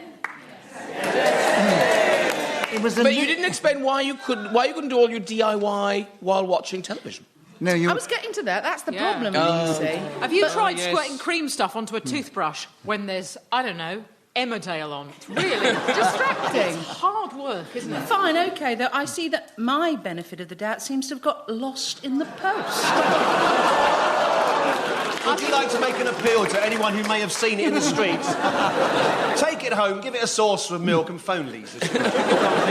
No, definitely, Paul, you deserve the benefit of the doubt on that one because she was giving us a list of her domestic chores. Exactly. And not why radio is definitely better than television. I'm furious now. But you won't be furious when you get your benefit of the doubt. She goes green when she's angry. She matches her dress, which is also green. I mention that because we've got listeners. And... Now, that's not what my we did about 15 minutes ago. Paul Merton. Watching the telly. All right, give argument, more Lisa a convincing. bonus point for what she just said, yes. But the subject's with Paul. Why radio is better than television, Paul. 38 seconds starting now. It is a more immediate medium. There's not much between you and the audience. A simple microphone. There you are, people sitting in front of us watching the show. On television, of course, there are cameras and makeup and rehearsals and various bits and pieces that go into that extravaganza of a medium which I somehow feel that radio surpasses because, in the end, radio is a thing of the imagination. Space, science fiction stories take on an air of realism on the radio. We hear the sounds of asteroids thudding into the surface of the moon, and it doesn't take much thought to think to ourselves, I could have been an astronaut if only I'd got O-level. Well, Paul kept going magnificently and gave us huge value for many seconds, but he only gets one extra point for speaking as the whistle went. But that's the irony of this game. And Graham Norton still in the lead, then Sue Perkins, then Paul Merton, then Lisa Tarbuck. Right, Paul, the subject now is out of order. Will you start that round starting now? Of course, the very concept of out of order is something you hear from the Cockney street man in the middle of the road. He will shout out such things as, "I say, that's out of order." Am I the only one now who's thinking of Dick Van Dyke? Yeah, that was the South African Cockney. No, that was a Cockney from the 1880s. That was a very traditional Cockney. Well, yeah. But it was also hesitation, wasn't it? Oh, yeah, it was that. So, no, Sue, we did understand what he was trying to do, but I don't think he quite achieved it. Right, 49 seconds, Sue, on out of order, starting now. The Cockney phrase out of order must be prefixed with the word bang. That's the way it should be spoken. And it doesn't matter what situation you're in, something will be out of order. You could have simply said the wrong thing, put your foot in it one way or the other. The crafty Cockney is perfectly illustrated by... Lisa challenge. Cockney. Yeah. You had a Cockney there. Too many Cockneys. It was... Well, I mean, you can never have too many Cockneys, to be fair. In the back of the van. Sometimes you can. In this game. And yet, technically, yes, it's possible you can. Oh, let's have a bit of a party. You're bang out of order. You're big out of order, you know. So, Lisa, you had a correct challenge. 32 seconds, out of order, starting now. The sadness of seeing a paper clipped to a door. Sue challenge. I thought there was hesitation, but there wasn't. I was sort of... That's a slight benefit of the doubt my way, because I get a point. Yes. Yeah. Happy as Larry. Do you want me to keep buzzing in? How many times do you want to buzz in? I'll go like that at you. All right, do it. You're going to give me a special wink? Oh, Listen, right. The sisterhood cannot outdo the rules. You say that? Wow. Yeah. Oh. What are you saying, patriarch? Daddy-o. Yeah. You cockocrat. That's bang out of order!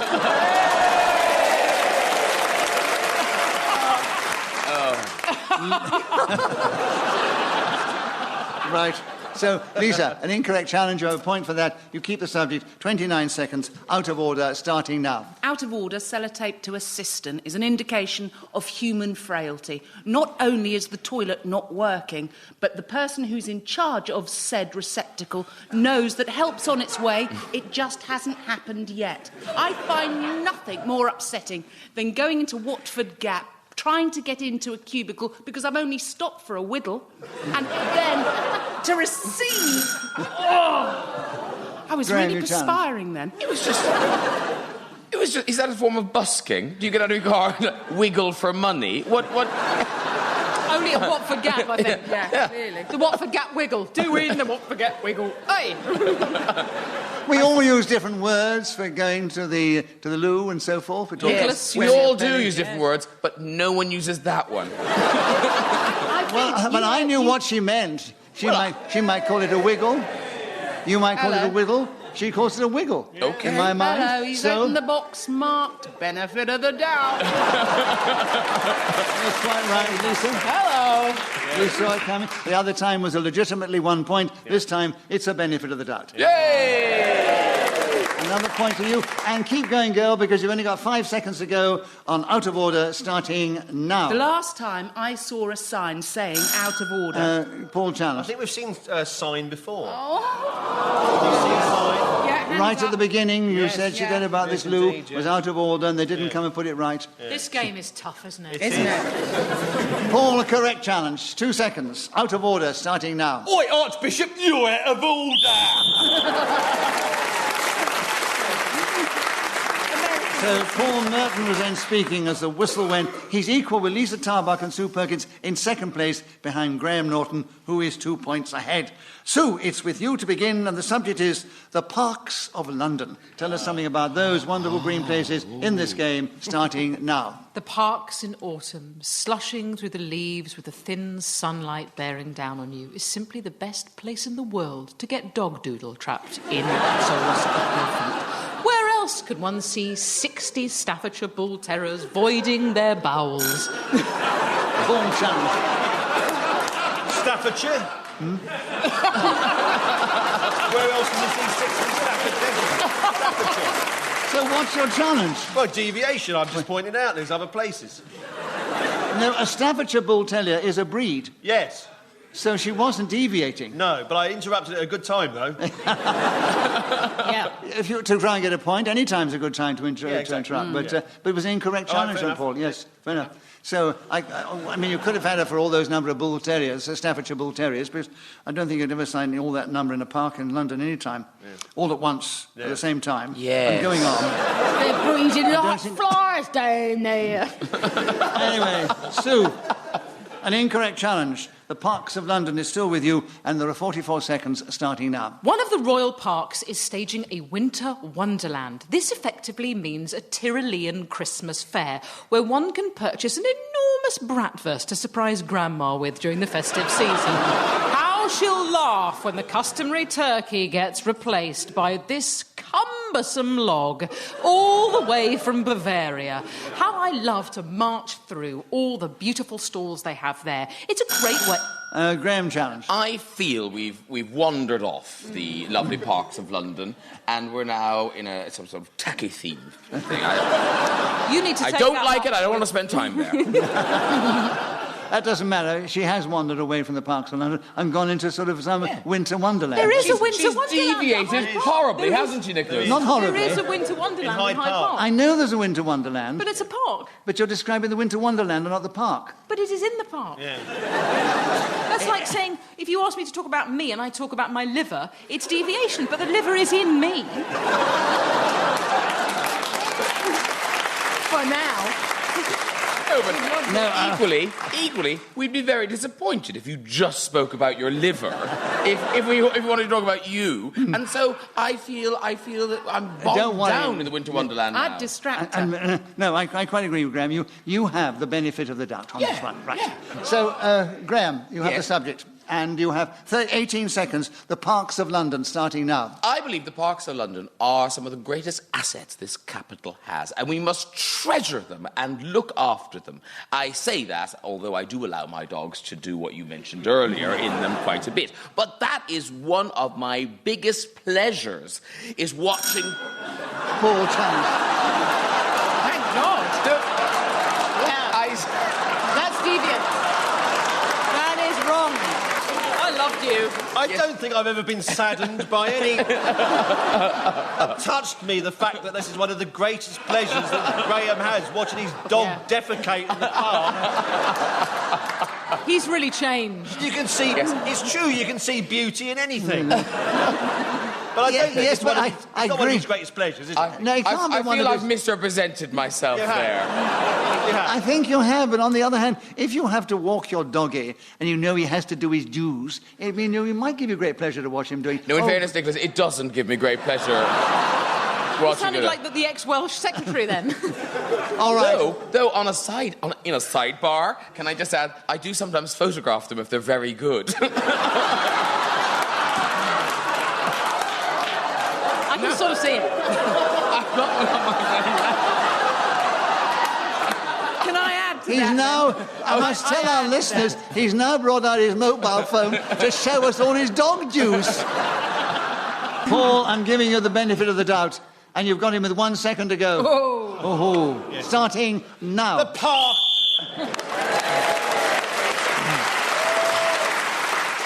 So Paul Merton was speaking. So Whistle Wen gained that extra point. He's now 1 point behind our leader, Graham Norton, who actually, it's his turn to begin the next round. And this, Graham, lovely one. My skincare routine. Will you tell us something about that in this game? 60 seconds starting now. My skincare routine has 3 main components. Firstly, it is extremely time-consuming. It is very expensive, but most of all, completely useless. How much worse could I look if I hadn't cleansed, exfoliated, and moisturized for the many years? Do you know what? I'm doing the gentlemanly thing. Because you did it for Sue at the beginning, and I think I should step up. You look beautiful. Yeah, Can I just say, I believe I interrupted Sue a little quicker. Lisa, a correct challenge for hesitation. You have the subject of my skincare routine. 35 seconds available, starting now. My skincare routine is elaborate. First of all, I have to melt down some wax candles and add a bit of paraffin, then lie down and ask the dog to dribble it all over my face and use a paintbrush to get into all the nooks and crannies. So challenged. Does your dog know how to use a paintbrush? Yes. No opposable thumb, and that's skill, and I'd like to commend you. I gaffer tape it to his tail. Of course. What was your challenge when the rules of just a minute? Deviation. From what? Just from the sense of dogs being able to hold paintbrushes. from a canine Yes, natural... I mean, and this, I've given Lisa a benefit of the doubt. I give it to you because I don't believe you could do that, Lisa, with your dog. I've seen what she can do with that animal. It's quite breathtaking. I'm finding you very narrow-minded tonight, Nicholas.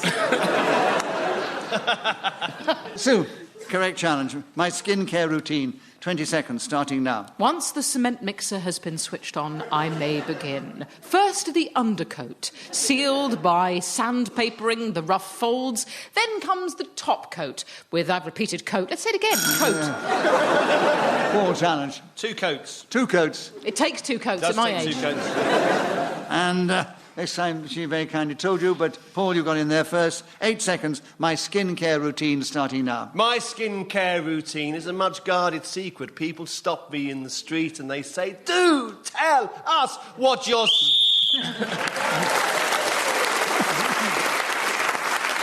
So Paul Merton was speaking as the Whistle Wen gained that extra point. He's 1 point ahead of Graham Norton, 1 point ahead of Sue Perkins, and then she's 1 point ahead of Lisa Tarbuck. It's 1 separating them all in descending order. And Lisa, we'd like you to start the next round.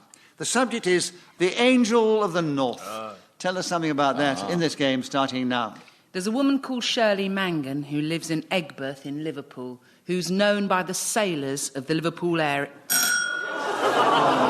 See, I relaxed. Yes. Egypt. No. Repetition of Liverpool. There was too many Liverpools there. 53 seconds available, Paul. The Angel of the North, starting now. The Angel of the North, constructed, designed, certainly by Anthony Gormley, is there brilliantly as you head towards the north-east of England, and it stands as a magnificent structure of boldness, honesty. There is something about it that says, I am a huge bit of metal. And that's what you have to recognise as a major achievement, public art that the actual people in the area look at and say, this is an inspiring monument. They sometimes come up to it in the middle of the night and genuflect in its shadow, although it must be by the moon, because the sun would be gone down by then. Oh, yes, and many folklore and songs are sung in the very presence of this incredible, thrusting edifice. They gather by Christmas Day and sometimes by Easter, little goblets of human beings encased in tiny glass jars sing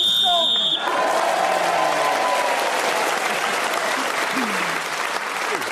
So Paul Merton magnificently kept going till the whistle wended over about 40 or 50 seconds, I've forgotten which, and Let me give you the situation. It's very, very close, actually. Lisa Tarbuck and Sue Perkins are almost equal in third place. They're just behind Graham Norton, who's in second place. Paul Merton is just in the lead as we go into the final round. And Paul, it's actually your turn to begin. And what a lovely subject to finish the show on. Broadcasting House.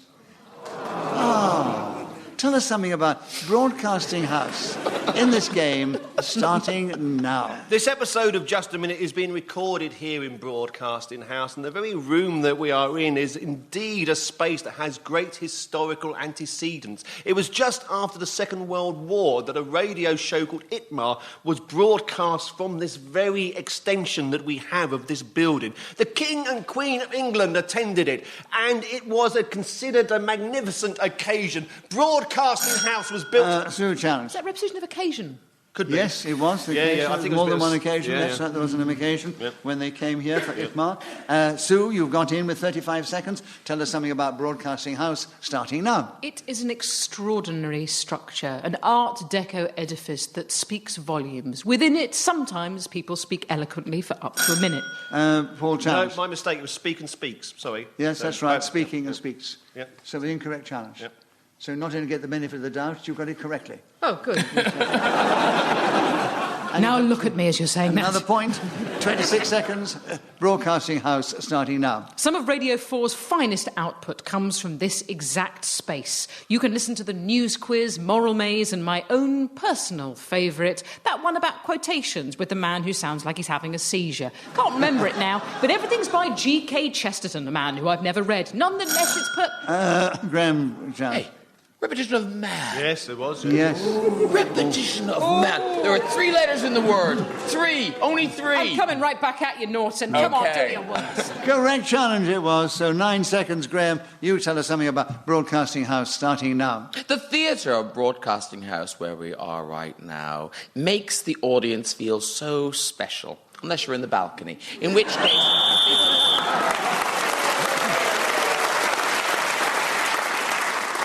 Well, it's time to me to give you the final score. On this occasion, it's in ascending order, only 1 point separating them all. Lisa Tarbuck, then Sue Perkins, then Graham Norton, and then 1 point ahead, Paul Merton. So we say, Paul, you are our winner this week.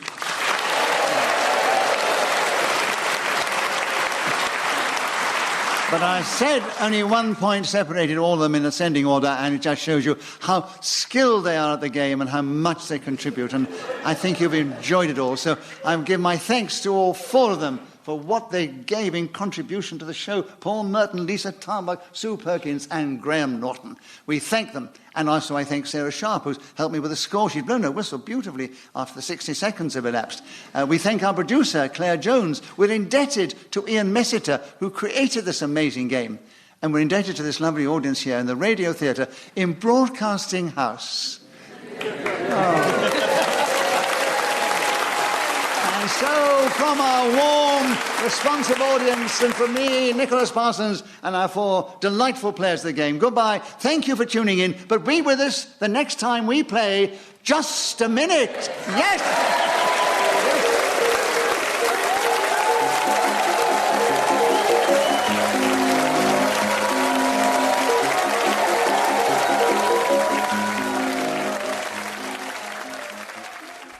Welcome to Just a Minute. Thank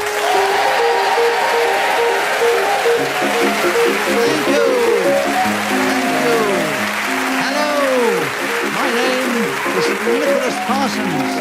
And as the minute walls fades away once more, it's my huge pleasure to welcome our many listeners, not only in this country, but the millions who tune in around the world, but also to welcome to the show 4 delightful, talented, humorous individuals who are going to show their skill with language and words, verbal dexterity and ingenuity as they try and speak on the subject that I will give them. And they will try and do that without hesitation, repetition, or deviation. And they are, seated on my right, Paul Merton and Jenny Eclair, and seated on my left, Gyles Brandreth and Pam Ayres. Will you please welcome all 4 of them?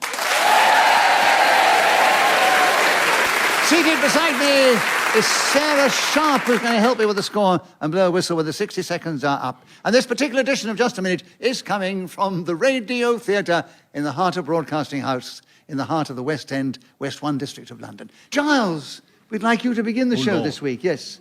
Here's an interesting subject to start with. Sitting on the throne.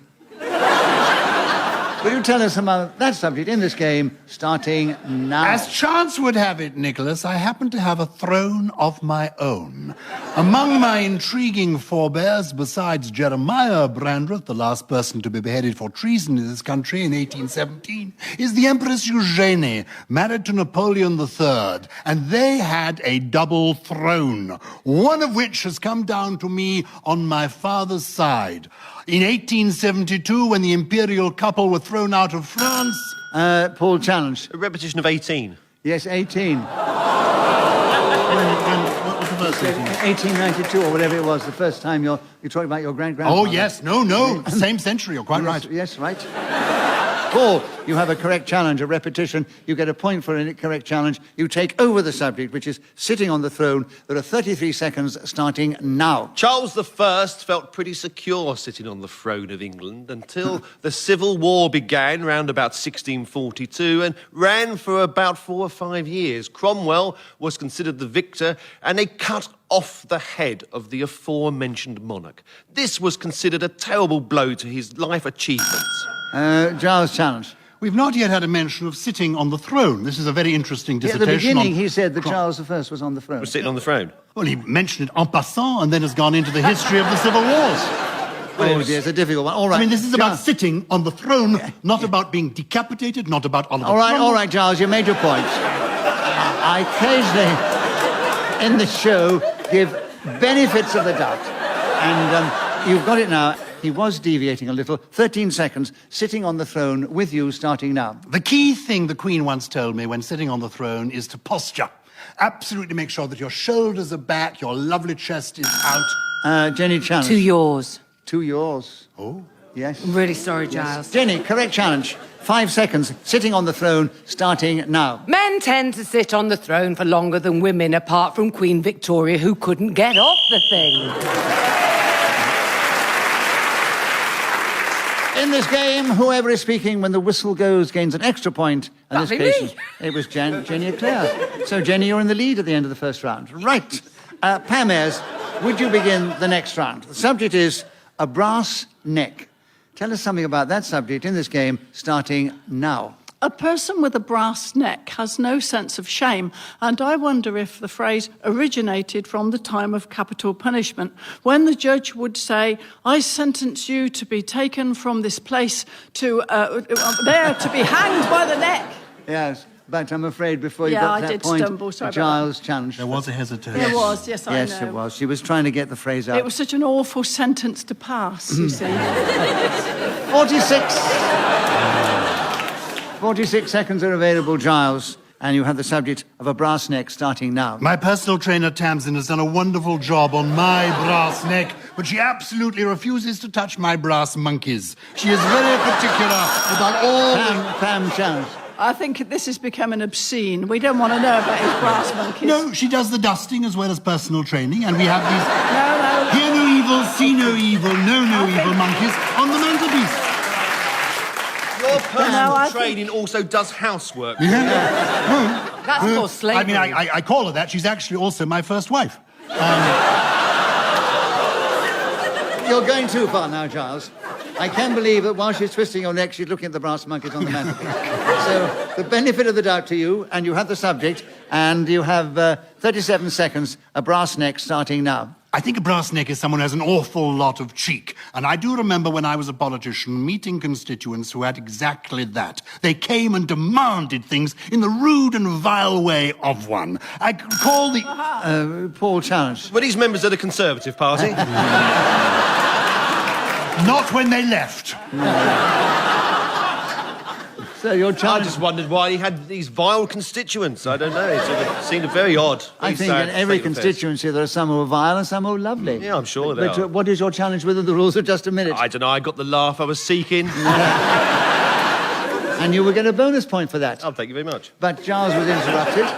And so he keeps the subject, a brass neck, and 24 seconds available, Gyles, starting now. I remember the 1960s when we used to protest no arms for the Venus de Milo, and touring the Museum of the Louvre and seeing a most extraordinary brass statue that contained the longest brass neck in the world. It was designed by an Albanian sculptor of the name Tito Navarre. Catal 1722, not 18 anything, by the way. You challenged, Paul. Well, yes. I mean... You challenged it whether it was breaks up the sound of his voice, doesn't it? I thought you were challenging the fact that it was a fictitious name, Tito de Valle. You don't get brass statues, really, do you? Oh, you do get brass statues. Do you get brass statues? Oh, yes, indeed. Oh, yeah, Nicholas has been done in brass. Oh, Henry Moore? No, actually, I've been done in bronze, my hair. I've also been done in bronze. Albatross at home. Oh, there you we got are. what? Pam's got a brass albatross. No way to speak of one's husband. You don't wear that hanging round your neck, do you? No, I don't know. No, Paul, you're challenged within the rules of just a minute. I've got one. Just wanted to stop him talking. Yeah. All right, 6 seconds. A brass neck still with you, Gyles, starting now. I remember Captain Quelch saying that Paul challenged. We've had remember before. You remember? That was my challenge. That was Jenny's challenge, of course, but being psychic, I got there slightly ahead of her. So in many ways, it's sort of Jenny's point, really. Paul, a correct challenge, and you have 5 seconds. A brass neck starting now. A brass neck is something to cherish. If Jenny challenge. Said something last time. Yeah. You haven't spoken on this subject yet, have you? a brass neck. I was demonstrating my brass neck, Yeah, you were Nicholas. sticking. I know you were. May I have a bonus point? No, for you that? can't, darling. No. I don't think it was worth it. No, because I don't think you realised what you'd done, actually. No, I just was desperate to stop him. No. You just bluffed and forgot I hadn't said anything. Yeah. Paul, incorrect challenge, so you have another point. 3 seconds available. A brass neck starting now. Frankenstein's monster had a brass neck. You saw it in the films. In this game, whoever is speaking as the whistle goes gains an extra point. On this occasion, it was Paul Merton, who's equal in the lead now with Giles Brandreth. Jenny, we'd like you to begin the next round. The subject, a very feminine one, this chintz. Will you tell us something about chintz in just a minute, starting now? I've got a secret soft spot for chintz. Even though I live in minimalist splendour, southeast London, sometimes I will stay in a hotel riddled with chintz. Swags and frou and fra. It was frou-frou. I couldn't get away from the frou-frou. And Giles got in before you even got to the frou-frou. Giles, hesitation. There was a hesitation, I'm I afraid. knew the frou and the frou was coming. Yes, I know. Giles, you have chintz. I think it suits you, actually. At the 43 seconds starting now. I have a feeling that the word chintz comes to us from the Indian subcontinent, and that it was in Pondicherry that the original chintz was designed and created. I recall this because at school we learnt about the Calico Wars of the 1720s, when France and England were in dispute over the importation... Pam, challenge. I think he's gone to war again. No. The chintz wars. I'm just tired of not being heard, you see, so I've come to the fore. I think you're getting a long way away from chintz and onto wars, and I must give the benefit of the doubt, I think, to Pam on this occasion. Yes. I think it's right. So, benefit of the doubt to you, Pam, and you have the subject. You have 26 seconds on chintz, starting now. Chintz describes a flowery fabric which was indeed originally produced in India by a woodblock process. People sniff at chintz and say it's country and folksy and not at all minimalist and modern, but I like it myself. It makes me feel very homely and cheerful when I see chintz curtains and chairs and sofas and footstools. And Jenny challenged. Anne's. I let her get away lots of Anne's, but then there were loads of Anne's. Darling, you didn't have 2 Anns, but you had 3 or 4. She had 7 Anne's. I was counting them. She didn't have as many as that. Don't be mean. Okay. I was gently panicking anyway, so you're quite right. I know, darling, but you should have kept going for another 2 seconds. Oh, yes. Go me. So, Jenny, 2 seconds to go. Chintz starting now. Chuck out your chintz, said Eclair a few years ago. So Jenny Eclair was speaking as a whistle when gain that extra point, and she's now in third place, 1 behind Paul, and 2 behind Giles. Brandreth, who's in the lead. And Paul, your turn to begin. And the subject is just desserts. Tell us something about that subject in this game. 60 seconds, starting now. Just desserts. It probably wouldn't work as a restaurant, would it? But just desserts means you get what you deserve. Whatever work you've put into something. Pam, challenge. You get what you deserve. It's 2 U's, wasn't it? I see. I'm a desperate woman. No, you're right. Somebody had you for 3 hands. I know they did. So I think it's 2 only U's. fair now that you get Can I somebody... just point that out? Thank you very much. Thank you. But I think if we have too many of these little challenges, it could grind to a halt somewhere. So, but I can retract it. No, if you darling. like. No, you've All got a legitimate challenge, Thank and you you. have 51 seconds. Tell us something about just desserts, starting now. My mother used to make enormous grey suet puddings boiled up in a vast black cauldron filled with carrots, bacon, onions, or alternatively jams made from fruit such as black currants, apples, blackberries, and... Jenny, challenge. 2 blacks. Blackberry, it's the There's one word. black currants Black and currants and blackberries. blackberries. Oh. They're one word. They're not separate. Pam, an incorrect challenge. You have another point, and you still have just desserts. And you The have. pudding sounds delicious, Pam. May I yes. have the recipe? But it went from a casserole to a pudding. Sorry about that. Well, I was a desperate woman. I'm sorry about that. but did you do it all together? Maybe you had the dessert and the pudding all together, did you? They used to do... I mean, the first course and They the used to second have a course. savoury end and a sweet end. That's in a Cornish pasty. You've got 31 Well, seconds. It's a suet duff. Really? Ah, yes. More duff than suet, I think. 31 seconds, Pam. Just desserts, starting now. Served up with custard, not bird's custard, but proper... Too much custard. I know, Competition too of much custard. custard, Yes, yeah. And also, they don't like all this promoting birds. I know you've got the contract with them, but it's I just... have not. I have not. No, I think they're right to one now. Paul, correct challenge. 27 seconds, starting now. I suppose it's almost a Buddhist way of looking at things, the circle of karma. If you do something bad, then perhaps something awful will happen. Jenny, challenge. Double something. Do something. Do something bad, something awful happen. Right, Jenny? Well, listen, 19 seconds are still available. Tell us something about just desserts, starting now. Often women are on diets and have to save up calories until they can afford a treat, such as a just dessert. Maybe a sticky toffee pudding, trifle, gingerbread, all sorts of things you can shove down your throat when you deserve. So Jenny Eclair, within speakers of whistle when, gained the extra point. Oh, she's moved forward into second place, alongside Giles, 1 point behind Paul Merton. And Giles, your turn to begin. After midnight. Interesting subject.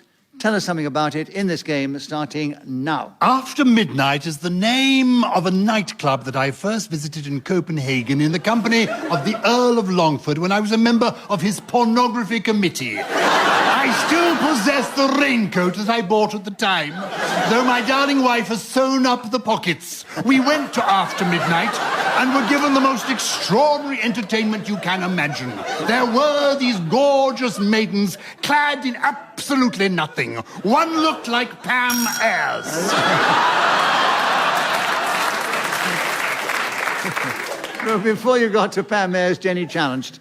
Deviation, you can't be clad in absolutely nothing. Oh, you can, though. You can How? be clad in absolutely nothing. Gossamer thin. I think it was if you... gossamer thin what she was wearing. No, I think Well, actually... then she should have been clad in gossamer thin. Well, if you want the truth, she was clad in stretch marks, but that's neither here nor there. No, I think you're right, Jenny. You can't be clad in absolutely nothing. I think it's a benefit of the doubt. Jenny, 31 seconds after midnight, starting now. I don't know much about After Midnight. I'm not up late these days. 10 o'clock, I'm nodding off in front of the news. In my day, of course, After Midnight when I went out to howl. Chasing boys down back alleys. Come back! You know you want me, really. I've appalled myself. I know. And the reaction of this audience confirms it.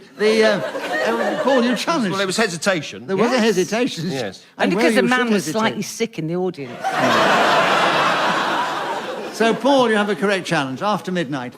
Tell us something about that subject in this game, and there are 13 seconds available starting now. When I used to live in my bedsit in Streatham during the 1980s, my radio was a very good friend to me, and I would listen to it particularly round midnight and afterwards. I enjoyed listening to the World Service. Jenny, challenge. Listening. You were listening too much? Oh, yes, I seem to have developed a bit of a habit of that. That's when you first heard Just a Minute, wasn't it? It was, yeah. Yes, that's right. Yeah. And you wanted to get on it? I did, yeah. And you wrote in? Yes. The letter began, Dear Dad.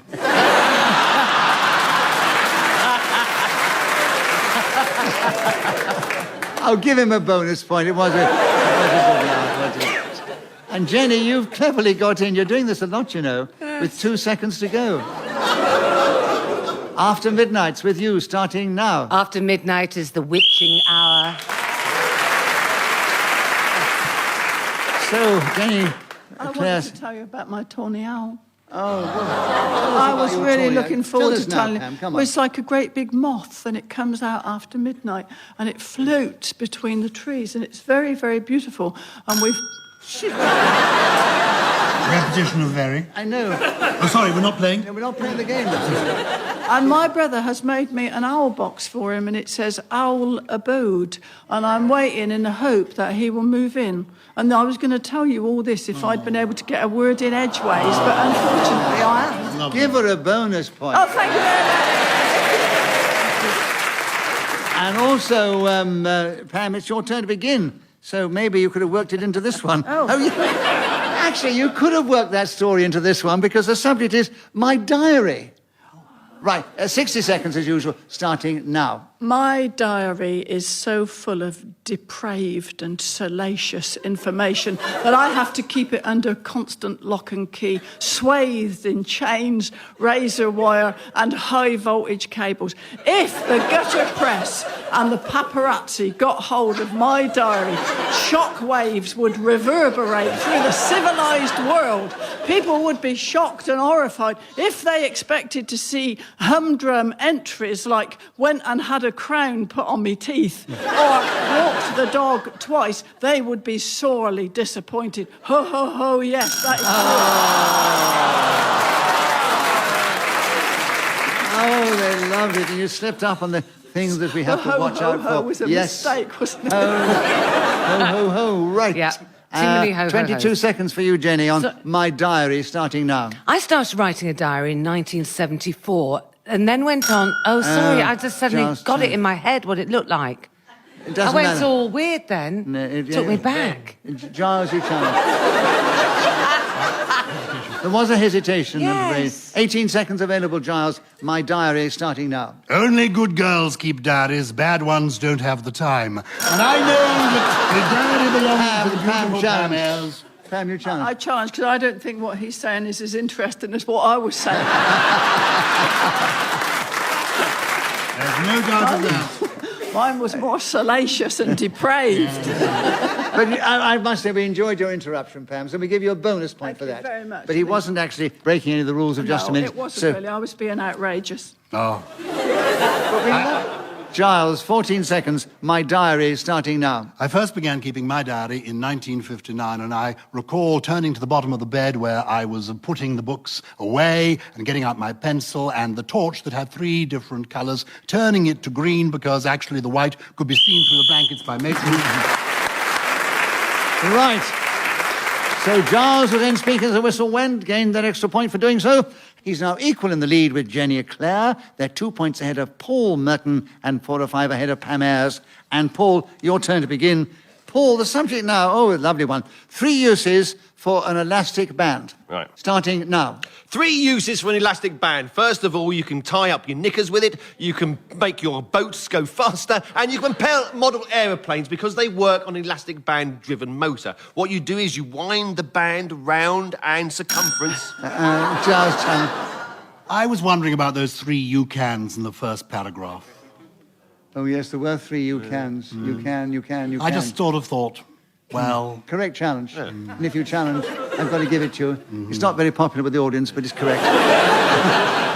46 seconds, Giles. 3 uses for an elastic band starting now. Many years ago, I produced a play with Aled Jones in which he essayed the role of Christopher Robin. His voice was about to break, and consequently, we found that one use for the elastic band was before each performance to pop around and apply it to him. It kept his lovely treble piping through 4 weeks of...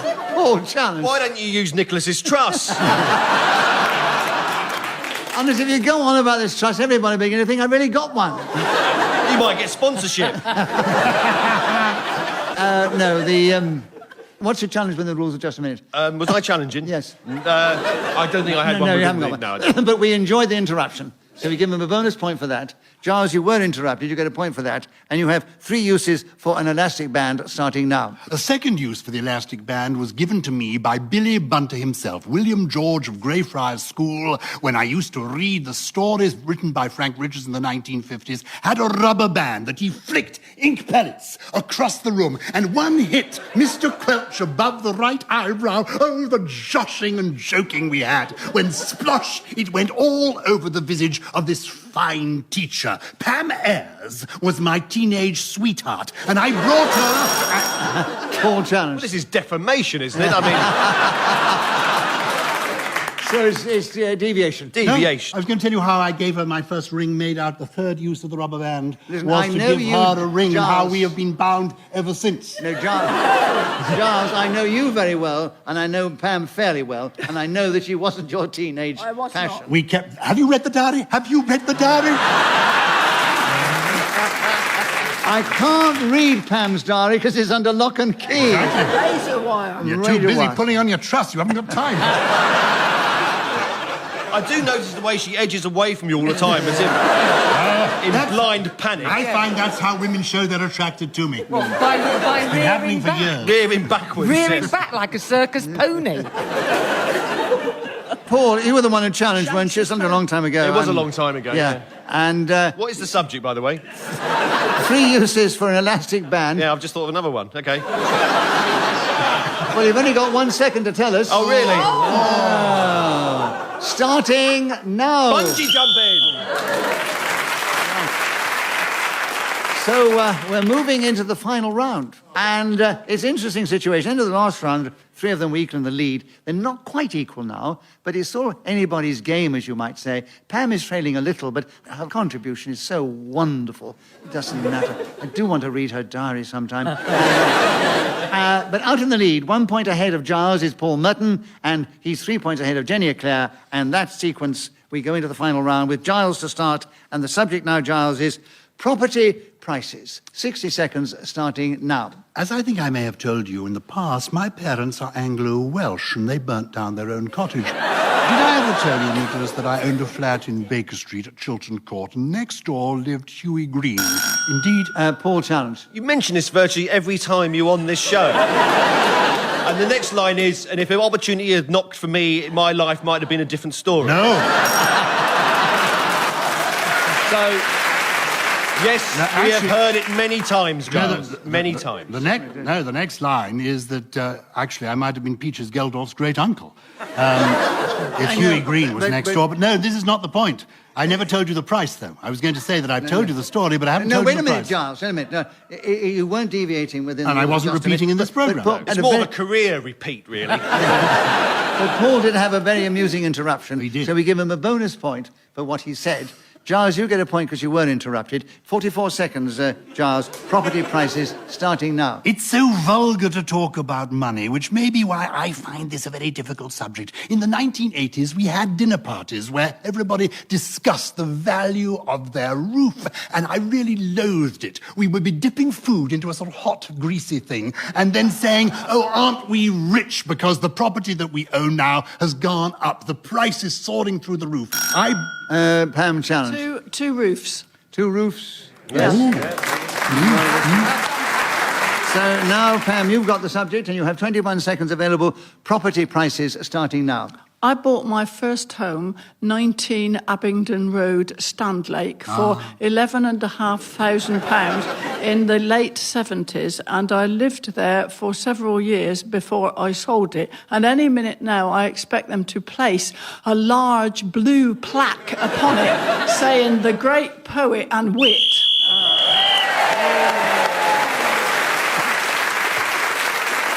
And Pam, I'm sure one day there will be a boo plaque on that door. You think there will? They usually wait till you die before they put them up. I know they do, yeah. So I don't want it just yet. And we don't want it. But you brought the show to an end with a flourish, and we enjoyed it very much indeed. But unfortunately, your flourish wasn't enough to get you out of fourth place, but it doesn't matter. Never mind. We loved everything you did and said. It was great.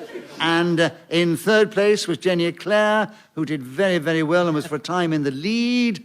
And the other situation is very, very, very close.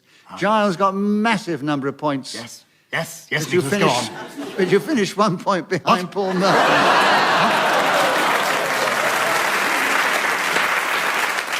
Didn't you have another son that you never talked about? I have a feeling you did. You called him Gyles. Yes, exactly. Yeah, but it wouldn't get you another point, Gyles. Wouldn't it? No. But they'd give you a huge round of applause then because they loved it. But let's have another round of applause for Paul Merton, who's the winner this week. It only remains for me to say thank you to these four fine, intrepid, lovely players of this game. Paul Merton and Jenny Eclair on my right, and Pam Ayres and Giles Brandreth on my left. For they've asked me. I thank Sarah Sharp, who's beside me, for helping with the score and blowing her whistle so delicately. We thank Claire Jones, our producer, who does such a wonderful job, but she's behind the scenes all the time. And we're indebted to Ian Messiter, who created this amazing game. And we're grateful to this lovely audience here in the Radio Theatre in London. From our audience, from me, Nicholas Parsons, and from the team here in this show, goodbye and thank you. But tune in again the next time we play Just a Minute!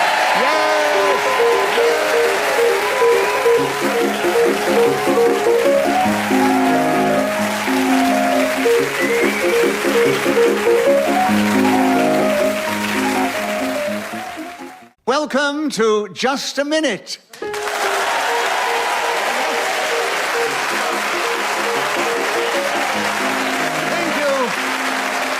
Thank you. Hello.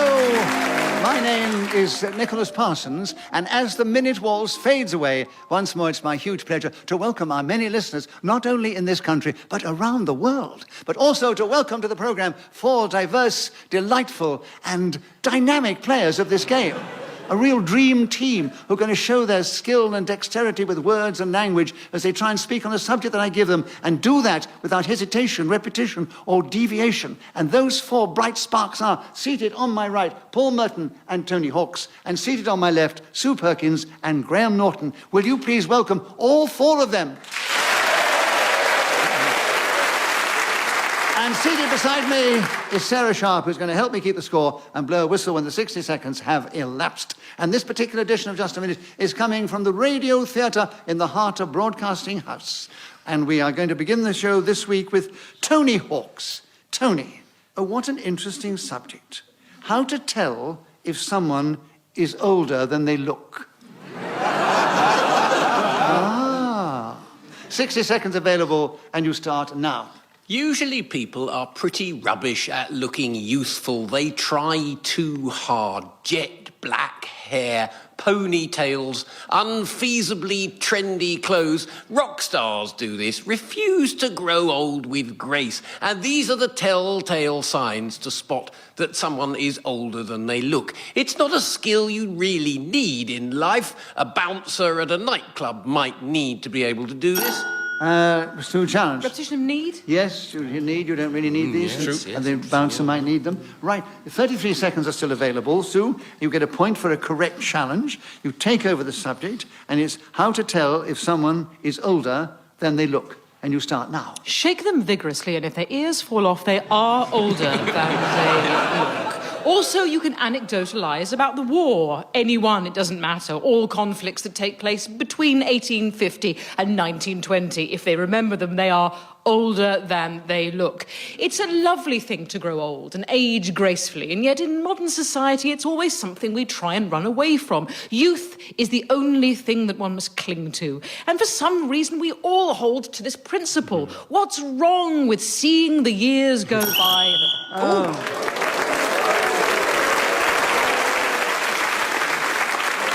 Game, whoever's speaking when the whistle goes gains an extra point, and it was Sue Perkins, and she's the only one to have scored at the end of the round. Graham, we'd like you to begin the next round, and the subject is cupboard love. Tell us something about this subject in this game, starting now. I am confronted by cupboard love every morning when I meet my dogs, Bailey and Madge. For a few moments, they pretend to like me. Then I feed them, and they forget all about me for the rest of the day. Bailey, in particular, thanks for asking. Oh, my God. Right. Tony, you challenged. Yes, unfortunately, he told us the name of his dog twice, Bailey. And yes, that's right. So And the poor dog now is looking at the radio going, what? Tony, correct challenge, a point to you. Cupboard love is the subject. 44 seconds available, starting now. I have been in love with several cupboards over the years. The one under the stairs, how alluring and beautiful it was, with its lovely veneer. It would catch my eye. Still a challenge. Hesitation. No, he it was was a stumblant. No, my head would catch my eye. A slight stumble, but not enough, I think, to interpret as hesitation, Sue. So the benefit of the doubt, and if I can get a chance to... Oh, I hope so, Nicholas. Balance it by giving you a benefit... And 12 years I've been doing the show. I do hope so. 34 seconds, Tony. Cupboard love, starting now. It's often used as an expression meaning that people aren't really sincere about their love. I believe it was a cat that did it originally, sitting by the cupboard, looking longingly, knowing that there was food within. And now we humans cleverly have taken this little moment of pet life and we use it in our own in order to express ourselves in meaning to other people I haven't finished. With whom... Well, at times it sounded like he was going to say something, but it's just endless nonsense of not pinning it down to anything. As human beings, we should be discovering just... I was not struggling. I could have gone for hours. Yeah. That was the chief reason why I buzzed. So, Paul, correct challenge. 10 seconds available. Cupboard love, starting now. I remember the day I first came out of the closet. That was really what you understand by cupboard love when I was growing up as a small boy. I said to my parents, I am...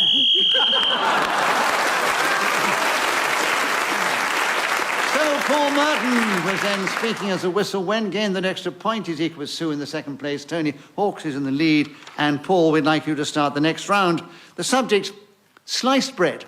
Tell us something about that in this game, starting now. Well, people say it's the best thing since sliced bread. I don't know if that's such a good invention that we should compare everything else to this moment in human history when we no longer had a full loaf that we bought from the baker's, but in fact, we could get one that was sliced. Imagine the man hours, or indeed woman 60 minutes, that was saved by the fact that you don't have to get hold of the sharpest blade you can find, or indeed cut into the crusty exterior, because somebody in a factory in Tokyo does it for nothing. It's all been produced in Japan. The bread we eat today hasn't seen British wheat since 1948. And I want you to help me to march on 10 Downing Street with this nonsense at our head. Tony, you challenge. Security.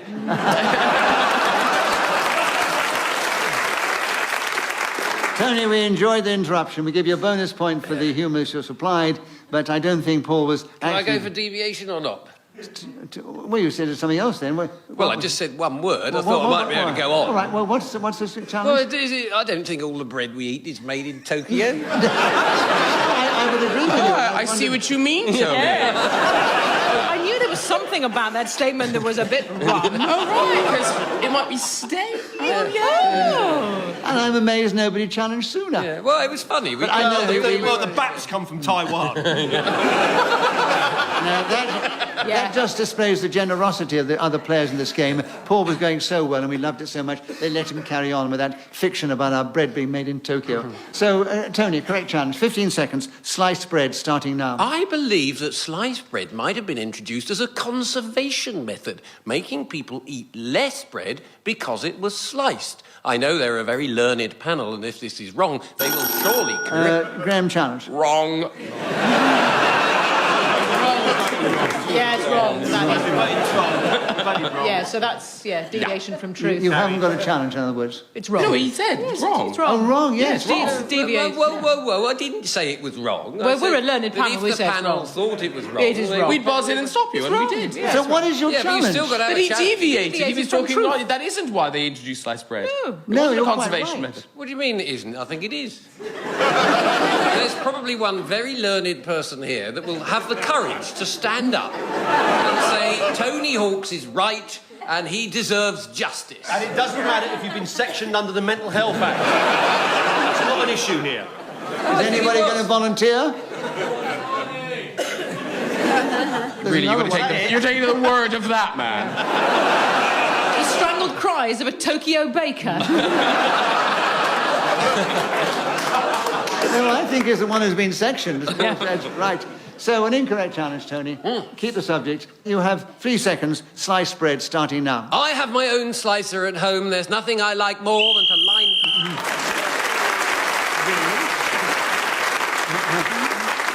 So Tony Hawks is speaking then as the whistle when gain the extra point as he increased his lead at the end of the round. And actually, Tony, we're with you to start. And the subject now is on your uppers. So will you tell us something about that subject in this game, starting now? During the war, when there was conservation and people were short of bread and used to slice it up, they were on their uppers, you could argue. And the expression, I believe, comes from some... Paul Challenge. You don't really mean conservation, you mean rationing. Did I say conservation? Yes, conservation. There was conservation during the war. Yeah. We weren't deliberately saving bread. In case the Germans got hold of it, you know. No, I think that's a good challenge. Yeah, so do I. Deviation, yes. The English Bread Heritage Committee. 49 seconds on your uppers, Paul, with you starting now. On your uppers. Sue Challenge. Presentation. Yes, he couldn't get going. 48 seconds, Sue, on your uppers, starting now. You're down on your luck when you're on your uppers, and everyone knows what it's like to be in that situation. Just outside, as people were filing in, I was playing the flute for food, because, frankly, BBC rules have changed, and we're all entitled to upwards of £3.50 per day that we spend working on Just a Minute. On your uppers is a phrase I believe, and I say this with as much authority as Tony Hawks does in sliced bread, that comes from round about the 1920s. The halcyon days of making up expressions that don't really have any meaning, and you certainly can't quantify when forced to in a panel environment. When I say I'm on my uppers, I mean that potentially I'm talking about something about which I know nothing whatsoever, but I will carry on relentlessly, because I've got pluck and spirit, despite the fact I am on my uppers. It doesn't matter, I hear you cry, how much she goes on and...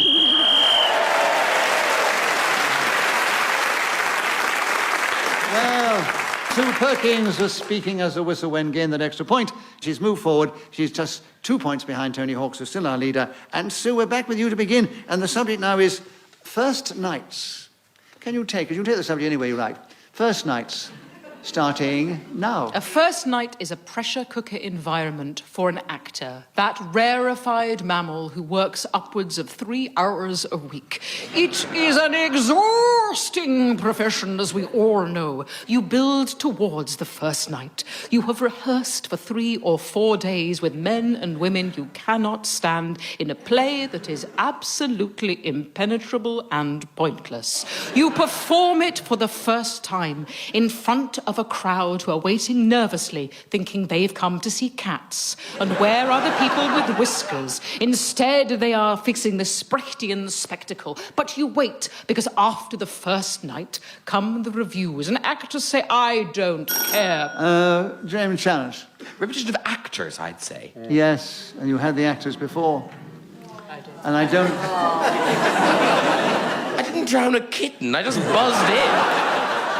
Anyway, Graham, correct challenge. First nights with you, 16 seconds, starting now. The worst thing about first nights is when you have to go backstage and meet the people who performed. What the hell do you say to them? Because really... Paul Challenge. Well, you did it again. Wonderful that's what you isn't say. the word. No, my favourite one is, what about you? Yeah. I had one once that was just, hey. And went on for ages, and that was it, just the word hey. All right. Oh, it is a hard part, isn't it? Nice costume. Yeah. Somebody came backstage once and said, I did love the music in the interval. And that was Queen Victoria. That was Paul Merton getting another of his cheap laughs at my expense, but he says it with such affection. Right, where are we? Who challenged you? Let's go back to just a minute. I said the thing when he was saying you don't know what to say, and I said, well, what about you? That about you. Give him a bonus point. Right. You were interrupted. I was interrupted. I was doing the talking. 7 seconds, first night, starting now. The good thing about first nights is... Tony challenge. Well, we had the worst thing and then the best and the good thing. Yeah, that's why it's not repetition. It is. I'm saying a different thing. No, thing. The thing. The thing was the thing. Versus. Yes, repetition of Now thing. you know what it feels like, Graham. Tony, correct challenge. A point to you and first nights and 5 seconds available starting now. You have to get the correct euphemism when you burst into the changing rooms.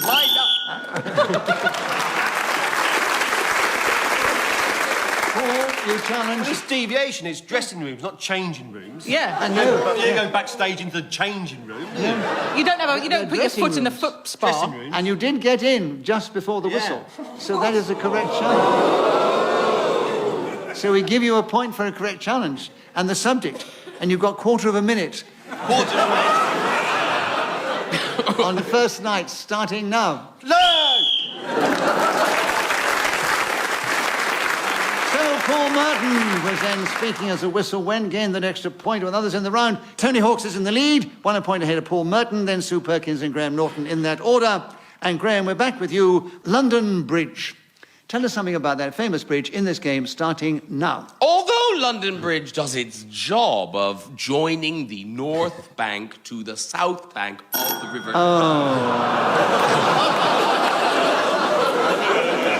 South bank, all one word? Yes.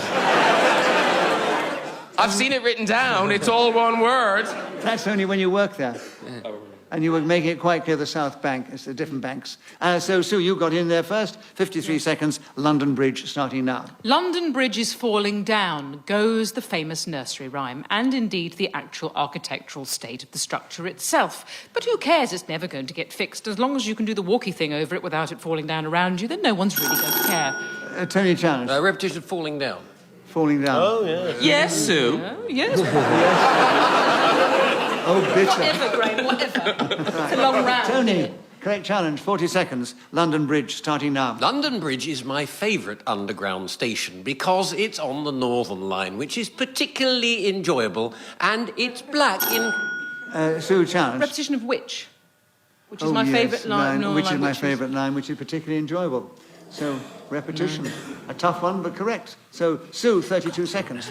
London Bridge, starting now. I also love the Northern Line. Graham, challenge. Repetition. Why? Also. The repetition is implied.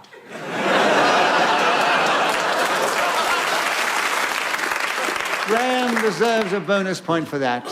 He made his point, but it wasn't correct within the rules of just a minute. So, Sue, you still have London Bridge, and you have 30 seconds starting now. It's a fantastic station. Now, of course, connecting the city and its many bustling commuters. I don't go there very often, which is why when I'm painting the picture to you, you'll find it scanned in detail, but let me evoke the smell, which I am familiar with. Imagine a tramp festering in a bin liner. Tony challenge. Well, first of all, these are all the things that I was going to say about that. But, still, it was rather nicked from me, I felt. And hesitation. There was a little hesitation when you got Yeah.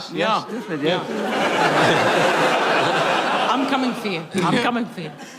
Tony, correct challenge. And there are 13 seconds available. London Bridge starting now. It goes from the north bank to the south side of the river, and how we love to stroll across it on a Sunday afternoon, perhaps earlier in the week, if we don't have a proper job and we just mill around.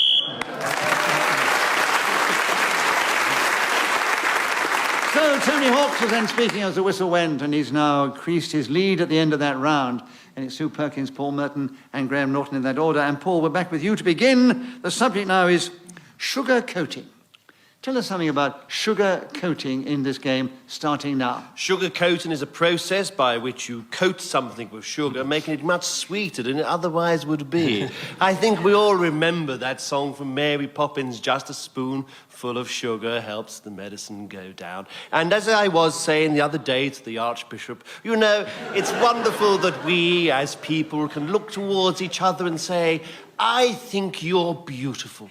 I sugarcoat my relationship with you. I take away the harsh things you might imagine I would say. Instead, I give you a lovely high calorific intake, no doubt, but a superb view of what I really think of you as a human being.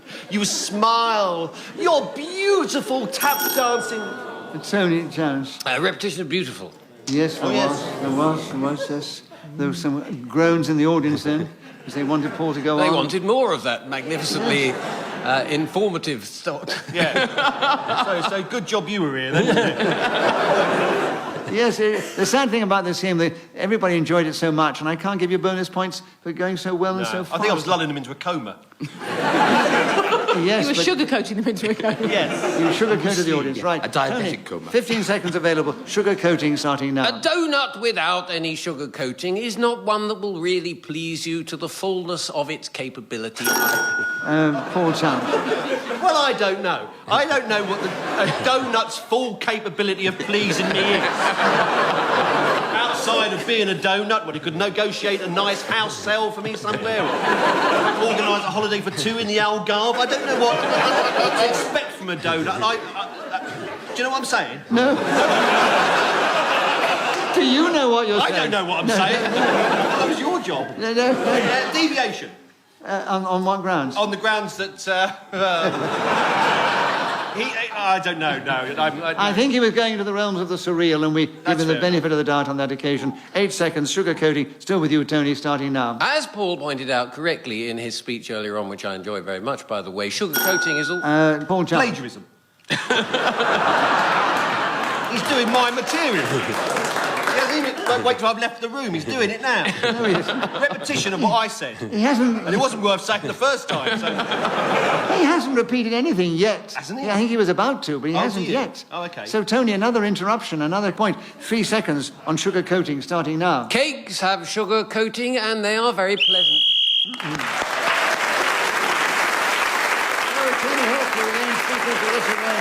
That extra point has increased his lead at the end of that round, and strange enough, when often people speak a lot, they've come round to them to start the next round. And so, Tony, it's with you once more to begin. And the subject now is falling off a log. 60 seconds as usual, starting now. Falling off a log ought to be an easy thing to do, and yet several years ago a group of scouts nailed me to a log and pushed me down river, and I could not get off for 15 minutes or so. A great anecdote which I wish I hadn't really bothered to tell you. However, I am going to say... Hesitation. No, I don't think so. I think he was quite definite there. Yeah. So, Pony, another point to you. Pony, yes. It's Cockney rhyming slang, don't worry. Falling off a log, but still you, Tony. 43 seconds, starting now. Simple as falling off a log, talking for 1 minute without deviating, hesitating, or repetitioning a jig. Well, deviation from the word, which we made of wood. Yeah, I mean, repetitioning isn't yes, exactly... it is. Repetition. So, all right, benefit of the doubt to you, Sue. 36 seconds, falling off a log, starting now. Indeed, it is hard. Harder than falling off a log to talk on this subject for however many seconds I have left. One would think that simply to fall off anything, you just give yourself to the elements. And yet the natural will to survive is there. And so you keep on going. Why would you perchance just want to slip off a surface when you could stay on it? Much better to be sure-footed and safe than throw yourself into the abyss for no good reason. I don't know where the expression comes from, and that's a running motif with many of the things that I've taken and run with this evening, but it won't stop me, not for 1 single second. I have never been nailed to a log by scouts, and yet were I to be... Paul Challenge. Well, this is deviation now, because we're talking about nailing to a log, but it's about falling off a log, isn't it? That's right. You were talking about nailing to a log. It's falling off a log. I think you've taken the subject off into realms of deviation. So the benefit of the doubt to Paul. You had the benefit last time. Paul gets it this time. You've got him in 2 seconds ago, Paul, on falling off a log, starting now. Falling off a dog is much easier. So Paul Merton was then speaker of the whistle when gained that extra point is now equal is Sue Perkins in second place. Out in the lead is still Tony Hawks as we go into the final round with Graham Norton to begin, and the subject is digging. Tell us something about digging in this game, starting now. Long story short, I love digging. Nothing gives me more pleasure than digging. Even the sound of the word in my mouth gives me pleasure. Digging. Sue Chan. Repetition of gives me. Nothing gives me more pleasure, nothing gives Giving, me... gives Give me. Gives me. Yeah, you're Sue right. Perkins, a correct challenge. 49 seconds. Tell us something about digging, Sue, starting now. You may love digging, Graham, but nobody loves digging more than I do. No, you're right, you said love and loves. So I was going to say repetition, but I was wrong. No. Yes, you were... Sue, incorrect challenge. 45 seconds, digging, starting now. Winter in the garden, spade in hand, slicing it through the damp soil. There's nothing more important. If you bisect a worm on the way, it's tragic, but you get over it. Tony, challenge. I think Paul and I could start to list the things that are more important. She said there's nothing more important. Well, I think food on the table for your If you're a big Digger family. fan, no, that's not It's, important you know, for to me. say that there's nothing more important than slicing earth with a spade. It demeans my whole life. That was my intention. I mean, you made your point, but it wasn't correct within the rules of just a minute. So digging is still with you, Sue. 34 seconds, starting now. For people who don't like digging, you can have a no-dig garden. This particularly is important for those who are late. Paul, challenge. Did we have garden before? Yes, nothing like getting the garden with a important. spade, putting it in. Yes. Right. Yes. So, Paul, correct challenge. Now we're going to hear from that side. But you're not working as a team, remember? No. No, you're a lone wolf. Yes. 29 seconds, Paul. Digging, starting now. The Great Escape. Those people who saw the film or indeed were at the camp will never forget the experience. Tom, Dick and Harry, 3 tunnels were dug by the Allied prisoners underneath the Germans' noses. Not exactly, because that would be the moustache, but they were under the ground. Oh, under. Tony, challenge. Yeah, repetition of under. Under, yes. Underground, underground. No, underground's all one word. Yes. Underground. Yes. Yeah, wombling free. Free. Tom, Dick and Harry. So they were under Tunnelers the noses, but underground is one word. So, Paul, an incorrect challenge. 12 seconds still on digging, starting now. During the English Civil War, there were many political groups that sprang up, and one... Graham, challenge. Repetition of war. Oh, yes, you talked about the war and the prisoners of war. Yes. That's right. That's right. Well, yes. So you repeated war.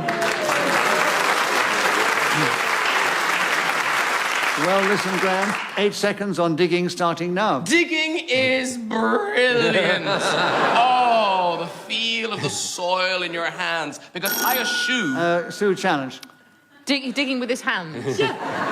Yes. I was just going on that I eschew a shovel or spade. You eschew? That's how much I like my digging. Wow. You know, rarely do I come across someone who likes digging more than me. You know what? I'm backing right out of this now. It's a pleasure to listen to you. Right now. No, actually, Sue, if you're a keen gardener, as I am, I mean, you dig with a spade normally, but you often dig down with your hand. Oh, it's so true, is it, Nicholas? Yes. And you put a little tiny thing in. Oh, it's yes, that's right. If it's soft, nice soft It's soil. like a rooster, the way you did that. I hate digging. Can't stand it. What about the audience? Do you hate digging or love it? There you are. They're all Love it. Love it. Love it, right. Graham, incorrect challenge. Oh, you've still got 1 second to go on digging, starting now. Digging is truly the... So let me give you the final situation.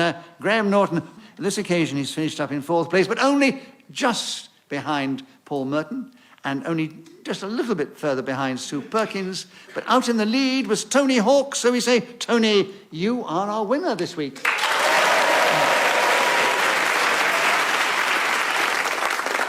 So it only remains for me to say thank you to these 4 fine players of the game: Paul Merton, Tony Hawks, Graham Norton and Sue Perkins. I thank Sarah Sharp, who's helped me with the score, blown her whistle so elegantly. We thank our producer, Claire Jones. We're indebted to Ian Messiter, who created this amazing game. And we are, of course, indebted to this lovely audience here in the Radio Theatre, who've been absolutely magnificent. We've enjoyed ourselves. We hope you've enjoyed yourselves. And we particularly hope the listeners have enjoyed themselves. And if they have, tune in again the same time next week and listen to Just a Minute.